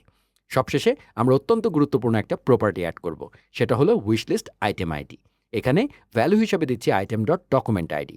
মূলত উইশলিস্ট থেকে কোনো আইটেম ডিলিট করার সময় আমাদের এই আইডিটির প্রয়োজন হবে। যেহেতু আমরা 63 নম্বর লাইনে কন্ডিশন দিয়েছিলাম যে প্রোডাক্ট না থাকলে নাল রিটার্ন করবে, তাই ম্যাপ করা অ্যারেতে নাল ভ্যালু থাকতে পারে। এই নাল ভ্যালুগুলোকে ফিল্টার করার জন্য আমি ম্যাপ ফাংশনের একদম শেষে যুক্ত করছি ডট ফিল্টার বুলিয়ান। এই ডট ফিল্টার বুলিয়ান কীভাবে কাজ করে তা নিয়ে আমার ইউটিউব চ্যানেলে একটা ডেডিকেটেড ভিডিও আছে, আপনারা চাইলে সেটি দেখে নিতে পারেন। কনসেপ্টটি পুরোপুরি ক্লিয়ার হয়ে যাবে। আমি লিঙ্ক ভিডিও ডেসক্রিপশনে দিয়ে রাখবো। ম্যাপিংয়ের কাজ শেষ। 78 নম্বর লাইনে থাকা সেট উইশলিস্ট আইটেমসের মাধ্যমে আমাদের স্টেটটি পারফেক্টলি আপডেট হয়ে যাবে। তবে একটা ইনকমপ্লিট কাজ এখনও রয়ে গেছে। আমরা যখন অ্যাড টু উইশলিস্ট ফাংশন দিয়ে নতুন কোনো আইটেম অ্যাড করছিলাম তখন ইউআই আপডেট হচ্ছিল না। চলুন সেটা ফিক্স করে দেই। আমি 85 নম্বর লাইনে থাকা অ্যাড টু উইশলিস্ট ফাংশনটির ভেতরে আসছি। এখানে রিকোয়েস্টের পর আমি একটা কন্ডিশন যুক্ত করছি। যদি রেস ডট ওকে হয় তাহলে আমি গেট উইশলিস্ট ফাংশনটা কল করছি। এর মানে হলো যখনই উইশলিস্টে নতুন কোনো আইটেম সফলভাবে অ্যাড হবে তখন এটি স্বয়ংক্রিয়ভাবে গেট উইশলিস্ট ফাংশনটিকে কল করবে। ফলে সার্ভার থেকে লেটেস্ট ডেটা ফেচ হয়ে সাথে সাথেই আমাদের স্টেট এবং ফ্রন্ট এন্ড ইউআই আপডেট করে দিবে। চলুন এবার ব্রাউজারে গিয়ে টেস্ট করে দেখি। আমি পেজটা রিলোড দিচ্ছি। লক্ষ্য করুন হেডারের উইশলিস্ট কাউন্টারে 1 দেখাচ্ছে, কারণ এর আগে আমরা যে প্রোডাক্টটি অ্যাড করেছিলাম যা তখন ফ্রন্ট এন্ডে আপডেট হয়েছিল না, সেটি এখন পারফেক্টলি ফেচ হয়ে দেখাচ্ছে। এবার আমি আরও কয়েকটি প্রোডাক্ট অ্যাড করে দেখি। অ্যাকুস্টিক ব্লাস্ট স্টুডিও হেডফোনস, এটার ফেভারিট আইকনে আমরা ক্লিক করছি। সাথে সাথেই উপরের উইশলিস্ট কাউন্টারটি আপডেট হয়ে 2 হয়ে গেল। এরপর command center felt desk mat, এইটার আইকনে আমরা ক্লিক করলাম। কাউন্টারটি বেড়ে 3 হয়ে গেল। ফ্রন্ট এন্ডে সব কিছু একদম পারফেক্টলি কাজ করছে। এবার যদি আমরা স্ট্র্যাপি ড্যাশবোর্ডে গিয়ে কন্টেন্ট ম্যানেজার থেকে উইশলিস্ট আইটেমে ক্লিক করি তাহলে দেখবেন আমাদের অ্যাড করা 3টি ডাটাই ডাটাবেসে চলে এসছে। চমৎকার, তাই না? একইভাবে আমি যদি অ্যাপ্লিকেশনের উইশলিস্ট পেজটিতে যাই সেখানেও আমাদের অ্যাড করা 3টি প্রোডাক্ট সুন্দরভাবে দেখাচ্ছে। এখন আমাদের সর্বশেষ এবং অত্যন্ত গুরুত্বপূর্ণ একটা কাজ বাকি। উইশলিস্ট থেকে কোনো আইটেম ডিলিট করলে সেটি যেন আমাদের ইউআই এবং স্ট্র্যাপি সার্ভার উভয় জায়গা থেকে রিমুভ হয়ে যায়, সেই ফাংশনালিটি এখন আমরা ইমপ্লিমেন্ট করব। এবার আমি অ্যাড টু উইশলিস্ট হ্যান্ডলারটিকে কলাপস করে বন্ধ করে দিচ্ছি। স্ক্রল করে নিচে 102 নম্বর লাইনে আসলে রিমুভ ফ্রম উইশলিস্ট ফাংশনটি দেখতে পাবেন। এই ফাংশনটি ক্লায়েন্ট সাইড থেকে প্যারামিটার হিসেবে প্রোডাক্ট আইডি রিসিভ করে। ডেটা রিমুভ করার জন্য আমাদের এই আইডিটি প্রয়োজন। এরপর 104 থেকে 106 নম্বর লাইন পর্যন্ত থাকা ডামি কোডগুলো আমি সিলেক্ট করে ডিলিট করে দিচ্ছি, কারণ এগুলো আমাদের আর লাগবে না। এবার 103 নম্বর লাইনে আমরা নির্দিষ্ট আইটেমটি খুঁজে বের করার লজিক লিখব। আমি লিখছি item is equal to watchlist dot find. প্রতিবার আমি একটা করে আইটেম পাবো এবং চেক করব i dot ID is equal to product ID. এর মাধ্যমে আমরা আমাদের লোকাল স্টেট থেকে আইডি মিলিয়ে নির্দিষ্ট আইটেমটিকে সিলেক্ট করে নিলাম। আইটেমটি পেয়ে যাওয়ার পর এখন আমরা এটিকে সার্ভার থেকে ডিলিট করে দেব। এর জন্য আমি লিখছি res is equal to await fetch function call করলাম।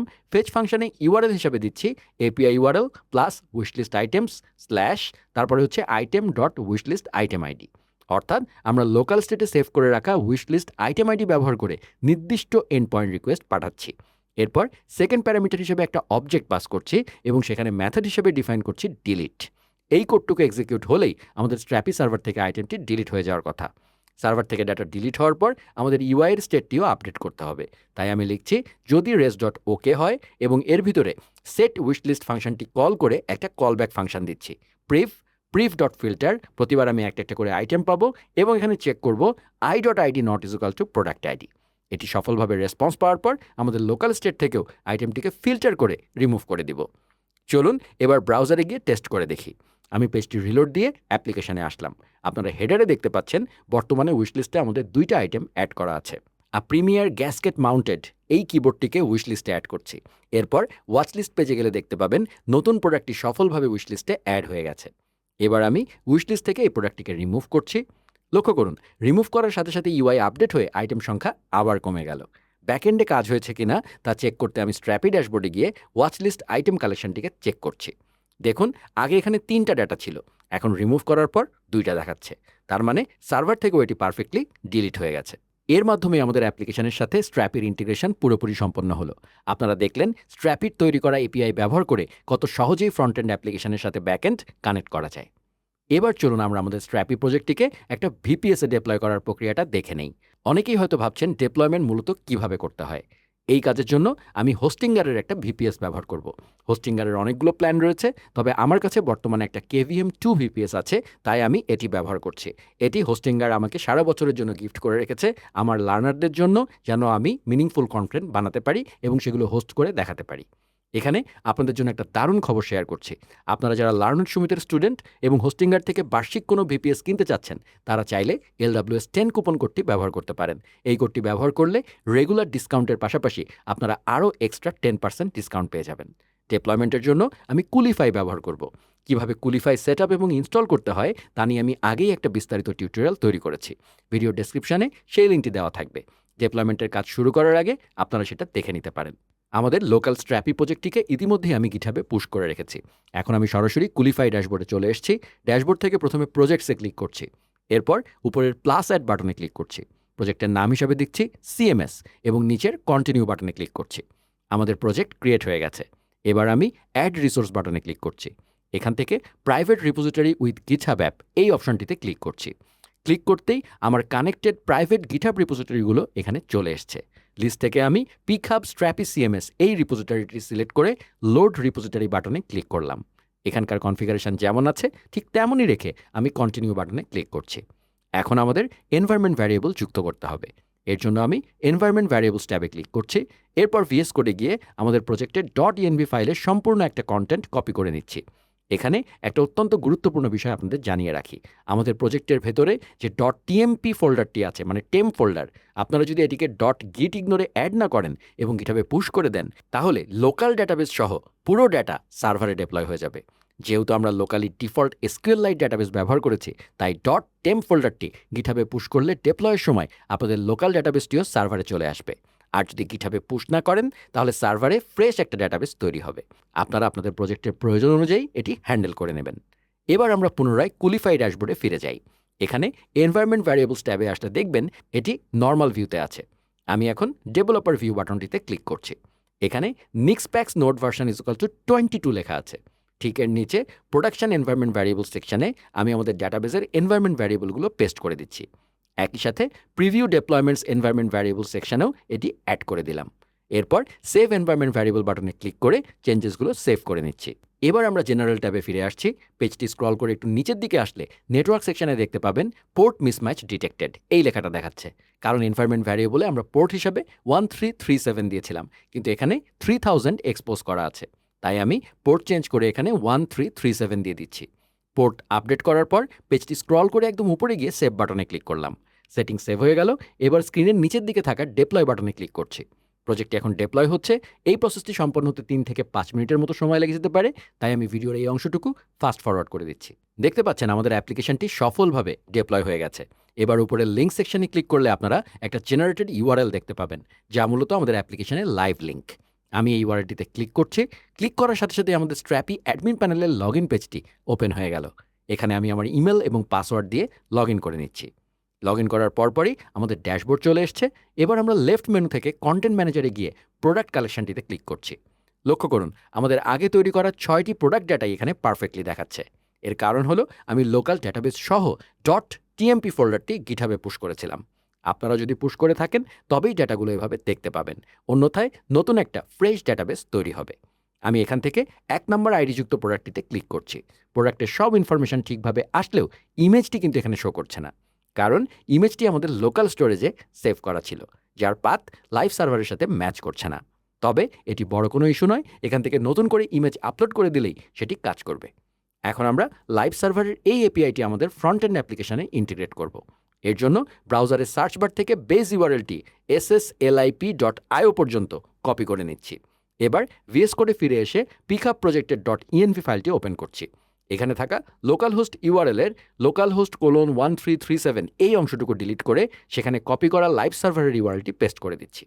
ইউআরএল আপডেট করার পর আমরা যদি ফ্রন্ট এন্ড অ্যাপ্লিকেশনটি ভিজিট করি তাহলে দেখতে পাবেন ডেটাগুলো এখন সরাসরি আমাদের ডিপ্লয় করা লাইভ ডেটাবেস থেকে আসছে। ইমেজের ইস্যুটির কারণে ইমেজগুলো ব্ল্যাঙ্ক দেখাচ্ছে, তবে ড্যাশবোর্ড থেকে ইমেজ রিআপলোড করলেই এটি পুরোপুরি ফিক্স হয়ে যাবে। বাকি সব কিছু একদম পারফেক্টলি কাজ করছে। আমি যদি হেডারের উইশলিস্ট পেজে যাই, এখানে থাকা এক্সিস্টিং আইটেমটি লাভ আইকনে ক্লিক করে রিমুভ করে দিচ্ছি। দেখতে পাচ্ছেন এটি সাকসেসফুলি ডিলিট হয়ে যাচ্ছে। আশা করি সম্পূর্ণ প্রজেক্ট তৈরি থেকে শুরু করে লাইভ সার্ভারের ডেপ্লয়মেন্ট পর্যন্ত পুরো প্রসেসটি আপনারা খুব ভালোভাবে বুঝতে পেরেছেন। স্ট্র্যাপি সত্যিই চমৎকার এবং ইউজার ফ্রেন্ডলি একটা হেডলেস সিএমএস।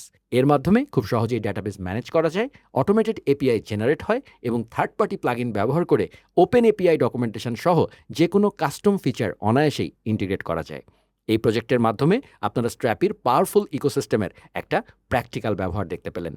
বাংলা ভাষায় স্ট্র্যাপির এত ডিটেল টিউটোরিয়াল হয়তো আপনারা এর আগে পাননি। এতক্ষণ আমরা প্র্যাকটিক্যাল সেকশনে দেখলাম স্ট্র্যাপি ভিপিএসে ডিপ্লয় করা যায়, ড্যাশবোর্ড থেকে কন্টেন্ট ম্যানেজ করা যায়, আর পিকআপ ফ্রন্টএন্ড থেকে এপিআই কানেক্ট করে প্রোডাক্ট ডিরেক্টরি এবং গেস্ট উইশলিস্ট ডাইনামিক করা যায়। এই জায়গায় এসে অনেকের মাথায় একটা ন্যাচারাল প্রশ্ন চলে আসতে পারে, ভাই সিএমএস লাগলে ওয়ার্ডপ্রেস ব্যবহার করলেই তো হতো, এত প্যাচাইলেন কেন? তাহলে স্ট্র্যাপি কেন ব্যবহার করলেন? অথবা স্ট্র্যাপি এত ভালো হলে ওয়ার্ডপ্রেস কি আউটডেটেড হয়ে গেল? এই কম্প্যারিজনটা ঠিক মতো না বুঝলে ডিসিশন ভুল হওয়ার চান্সও থাকে। আর মাথা যদি বাঙালি মাইন্ডসেটের হয় তাহলে যে প্রবলেমটা হবে সেটা হচ্ছে সবার আগে এই তুলনা করতে গিয়ে একটা মারামারি তৈরি হবে, যেটার কোনোটাই আমি চাই না। প্রথমেই একটা কথা ক্লিয়ার করে নেই, এখানে ওয়ার্ডপ্রেসকে ভিলেন বানানোর কোনো দরকার নাই, আবার স্ট্র্যাপিকে ব্লাইন্ডলি হিরো বানানোরও দরকার নাই। ভালো ইঞ্জিনিয়ার টুল পছন্দ করে হাইপ দেখে নয়, ভালো ইঞ্জিনিয়ার টুল পছন্দ করে প্রজেক্ট রিকোয়ারমেন্ট দেখে। ক্লায়েন্ট কি চাচ্ছে, টিম কি ম্যানেজ করতে পারবে, কন্টেন্ট ওয়ার্কফ্লো কেমন, ফ্রন্ট এন্ড কতটা কাস্টম, পারফরমেন্স এক্সপেকটেশনটা কি, ফিউচার স্কেলিং কেমন দরকার, এই সব কিছু মিলিয়ে সিএমএস ডিসিশন নিতে হয়। এ কারণেই ইঞ্জিনিয়ারিংয়ের দরকার হয়, এ কারণেই ইঞ্জিনিয়াররা অলওয়েজ ভ্যালিড। ওয়ার্ডপ্রেস এত বছর ধরে পপুলার হওয়ার কারণ আছে।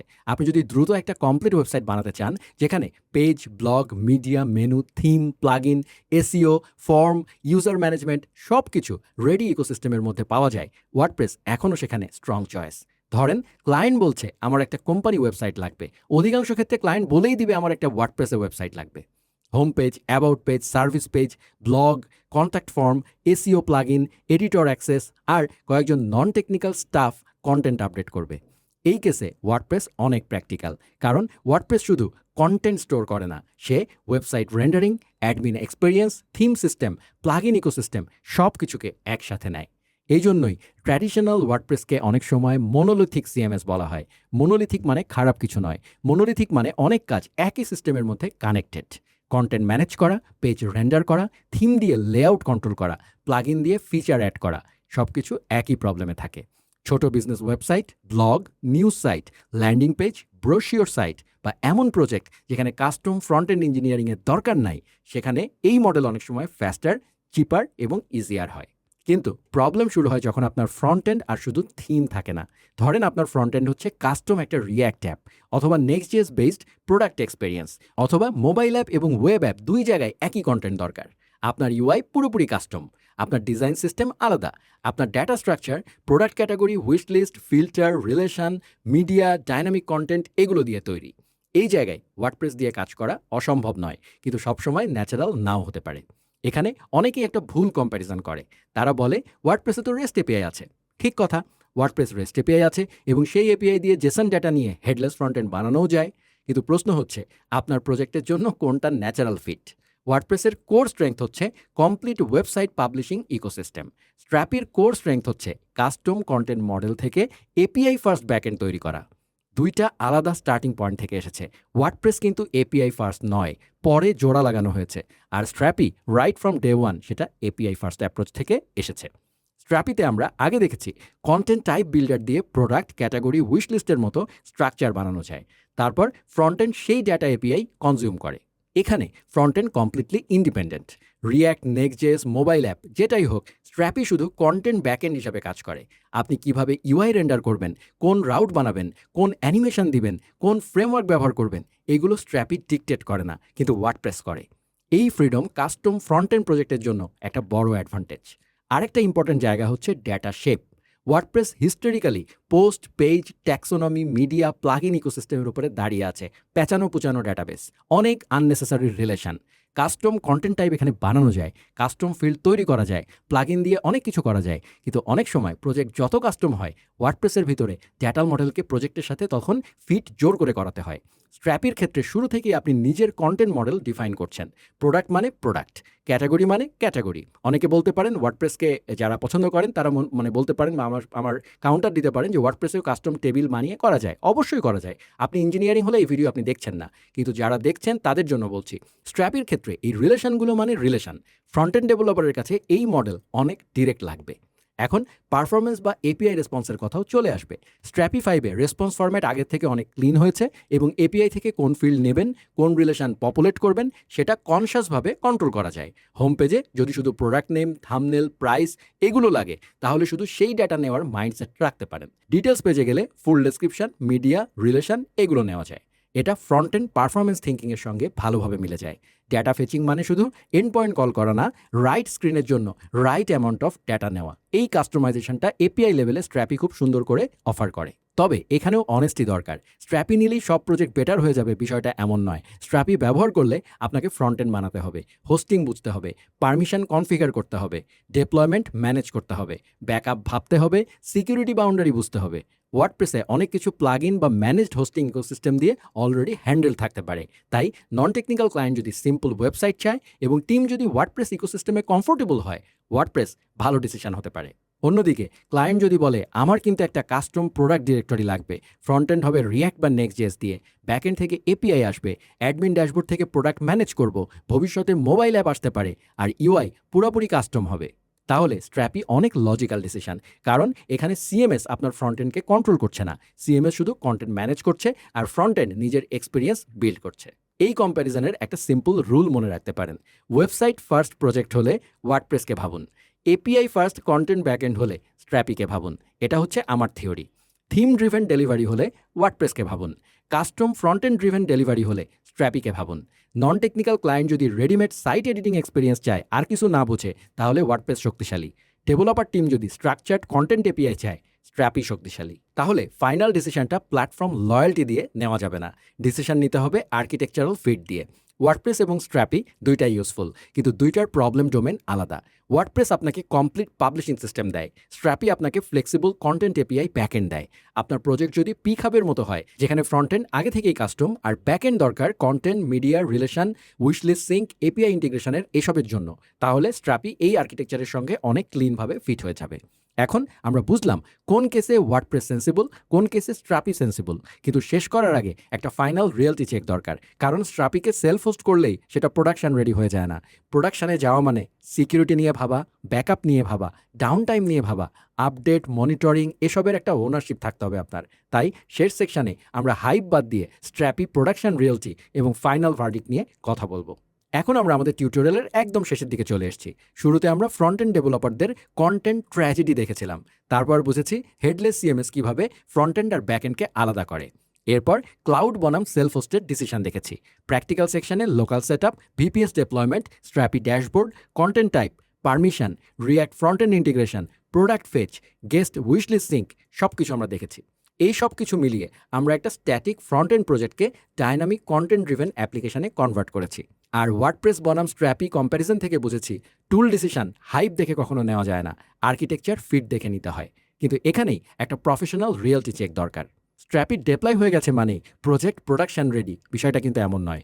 প্রোডাকশন সিস্টেম মানে শুধু লাইভ ইউআরএল নয়, প্রোডাকশন সিস্টেম মানে সার্ভার সিকিউর কিনা, ডেটাবেস ব্যাকআপ আছে কিনা, এনভায়রনমেন্ট ভ্যারিয়েবল ঠিকভাবে ম্যানেজ হচ্ছে কিনা, অ্যাডমিন প্যানেল প্রোটেক্টেড কিনা, মিডিয়া ফাইলস কোথায় স্টোর হচ্ছে, এসএসএল ঠিক আছে কিনা, ডাউন টাইম হলে কে দেখবে, লগস দেখা যাচ্ছে কিনা, আপডেট করার আগে স্টেজিংয়ে টেস্ট করা হচ্ছে কিনা, এসব প্রশ্নের উত্তর কিন্তু থাকতে হবে।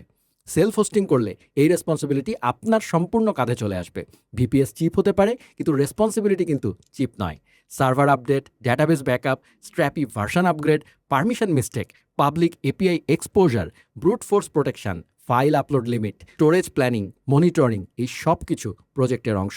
তাই সেলফ হোস্টেড স্ট্র্যাপি ব্যবহার করার সময় মাইন্ডসেট হওয়া উচিত আমি শুধু সিএমএস চালাচ্ছি না, আমি একটা ব্যাকএন্ড সার্ভিস মেনটেন করছি, এবং এই মেনটেন্যান্সের জায়গাটাই হচ্ছে মূল ব্যবসা এবং ইঞ্জিনিয়ারদের জায়গা। এখানে ভয় পাওয়ার কিছু নাই, এগুলো একদিনে মাস্টার করতে হবে না, কিন্তু অ্যাওয়ারনেস থাকা দরকার। বিগিনার হিসেবে প্রথম গোল হচ্ছে স্ট্র্যাপি কিভাবে কন্টেন্ট মডেল থেকে এপিআই দেয়, পারমিশন কিভাবে কাজ করে, ফ্রন্টএন্ড কিভাবে ডেটা কনজিউম করে, এবং ডেপ্লয়মেন্ট করলে সিস্টেম কিভাবে লাইভ হয়। এই মেন্টাল মডেলটা আপনাকে ফার্স্টে ক্লিয়ার করতে হবে। তারপর ধীরে ধীরে security, backup, monitoring, custom controller, custom service, plug in, authentication, advance deployment এগুলো আপনাকে শিখতে হবে। তাহলে ফুল ভার্ডিক্ট কি? আমার মতে আপনি যদি ফ্রন্ট এন্ড ডেভেলপার হন এবং ক্লায়েন্ট প্রজেক্টে বারবার dynamic content, admin dashboard, product list, blog, gallery, testimonial, media management, custom data structure এসব প্রবলেমে যদি আটকে যান, তাহলে স্ট্র্যাপই আপনার জন্য স্ট্রং একটা টুল। বিশেষ করে আপনার ফ্রন্ট এন্ড যদি রিয়্যাক্ট, নেক্সট.জেএস, ভিউ, অ্যাস্ট্রো বা কোনো কাস্টম ফ্রেমওয়ার্ক বেসড হয়, তাহলে স্ট্র্যাপই ব্যাকএন্ড সাইডে অনেক রিপিটেটিভ ওয়ার্ক কমিয়ে দেয়। আর আপনি যদি ছোট এজেন্সি চালান, ক্লায়েন্টের জন্য কাস্টম ফ্রন্ট এন্ড বানান, কিন্তু প্রতিটা প্রজেক্টে স্ক্র্যাচ থেকে ব্যাকএন্ড বানানো আপনার জন্য ফিজিবল না হয়, তখন স্ট্র্যাপই অনেক প্র্যাকটিক্যাল। ক্লায়েন্ট ড্যাশবোর্ড পায়, ডেভেলপার ক্লিন এপিআই পায়, ফ্রন্ট এন্ড স্বাধীন থাকে, আর প্রজেক্ট ডেলিভারিও ফাস্টার হয়। তবে প্রোডাকশানে নেওয়ার আগে permission, backup, hosting, security, maintenance এই চেকলিস্টটা অবশ্যই মাথায় রাখতে হবে। আজকের ভিডিও থেকে আপনার মূল টেক অ্যাওয়েটা কী হওয়া উচিত? স্ট্র্যাপি কোনো শর্টকাট নয়, স্ট্র্যাপি হচ্ছে একটা ইঞ্জিনিয়ারিং টুল যেটা আপনাকে কন্টেন্ট ব্যাকএন্ড দ্রুত বিল্ড করতে সাহায্য করে, রিপিটেটিভ কাজগুলো কমিয়ে দেয়, কিন্তু ফাইনাল রেসপন্সিবিলিটি ইঞ্জিনিয়ারের, যেটা আপনাকে হতে হবে। টুল এপিআই বানিয়ে দিতে পারে, কিন্তু এপিআই পাবলিক হবে কিনা, কোন ফিল্ড এক্সপোজ হবে, রিলেশন কতটুকু পপুলেট হবে, ডেটা কোথায় থাকবে, সার্ভার কে মেনটেন করবে, এই ডিসিশন আপনাকেই নিতে হবে। লার্ন উইথ সুমিতে আমরা সবসময় চেষ্টা করি শুধু বাটন ক্লিক শেখাতে না, আমরা চেষ্টা করি সিস্টেমের ভেতরে থিঙ্কিংটা শেখাতে। কারণ রিয়েল প্রজেক্টে টিউটোরিয়াল কপি করে কাজ শেষ হয় না, রিয়েল প্রজেক্টে ডিসিশন নিতে হয়। আর এই এআইয়ের দুনিয়ায় পুরো ডিসিশন নেওয়ার ক্ষমতাটা আপনাকে আরও বাড়াতে হবে, ট্রেড অফ বুঝতে হবে, ফেইলিউর কেস হ্যান্ডেল করতে হবে, ক্লায়েন্টকে মেইনটেনেবল সলিউশন দিতে হবে। তাই আপনার নেক্সট চ্যালেঞ্জ হচ্ছে আজকের পিক হাব প্রজেক্টের মতো নিজের একটা ছোট প্রজেক্ট নিন। প্রোডাক্ট ডিরেক্টরি হতে পারে, কোর্স ক্যাটালগ হতে পারে, ইভেন্ট লিস্টিং হতে পারে, পোর্টফোলিও সিএমএস হতে পারে। স্ট্র্যাপি দিয়ে কন্টেন্ট টাইপ বানান, মিডিয়া আপলোড করুন, পারমিশন সেট আপ করুন, ফ্রন্ট এন্ড থেকে এপিআই কনজিউম করুন, তারপর নিজে ভাবুন প্রোডাকশানে নিতে হলে আর কি লাগবে। নিজের মাথাটা একটু খাটান, সব কিছু অন্যের উপর দিয়ে দিয়েন না। এই ভিডিও যদি আপনার স্ট্র্যাপি শেখার জার্নি শুরু করে, তাহলে এখানেই থামবেন না। ডকুমেন্টেশন পড়বেন, ছোট প্রজেক্ট বানাবেন, এপিআই রেসপন্স ইন্সপেক্ট করবেন, পারমিশন ভালো মতো চেক করবেন, তারপরে ঠিক করবেন। কারণ একজন ভালো ডেভেলপার শুধু টুল ইউজ করে না, টুলের বাউন্ডারিটাও বোঝে। আজকের মতো এখানেই শেষ। Happy coding. দেখা হবে লার্ন উইথ সুমিতের পরের কোনো ইঞ্জিনিয়ারিং গ্রেড টিউটোরিয়ালে, যে টিউটোরিয়ালগুলো আপনাদের মধ্যে খুবই সামান্য সংখ্যক মানুষ দেখেন এবং তাদের মধ্যেও খুবই সামান্য সংখ্যক মানুষ সাবস্ক্রাইব করেন। আপনাদেরকে অসংখ্য ধন্যবাদ আপনাদের এই কৃতজ্ঞতার জন্য।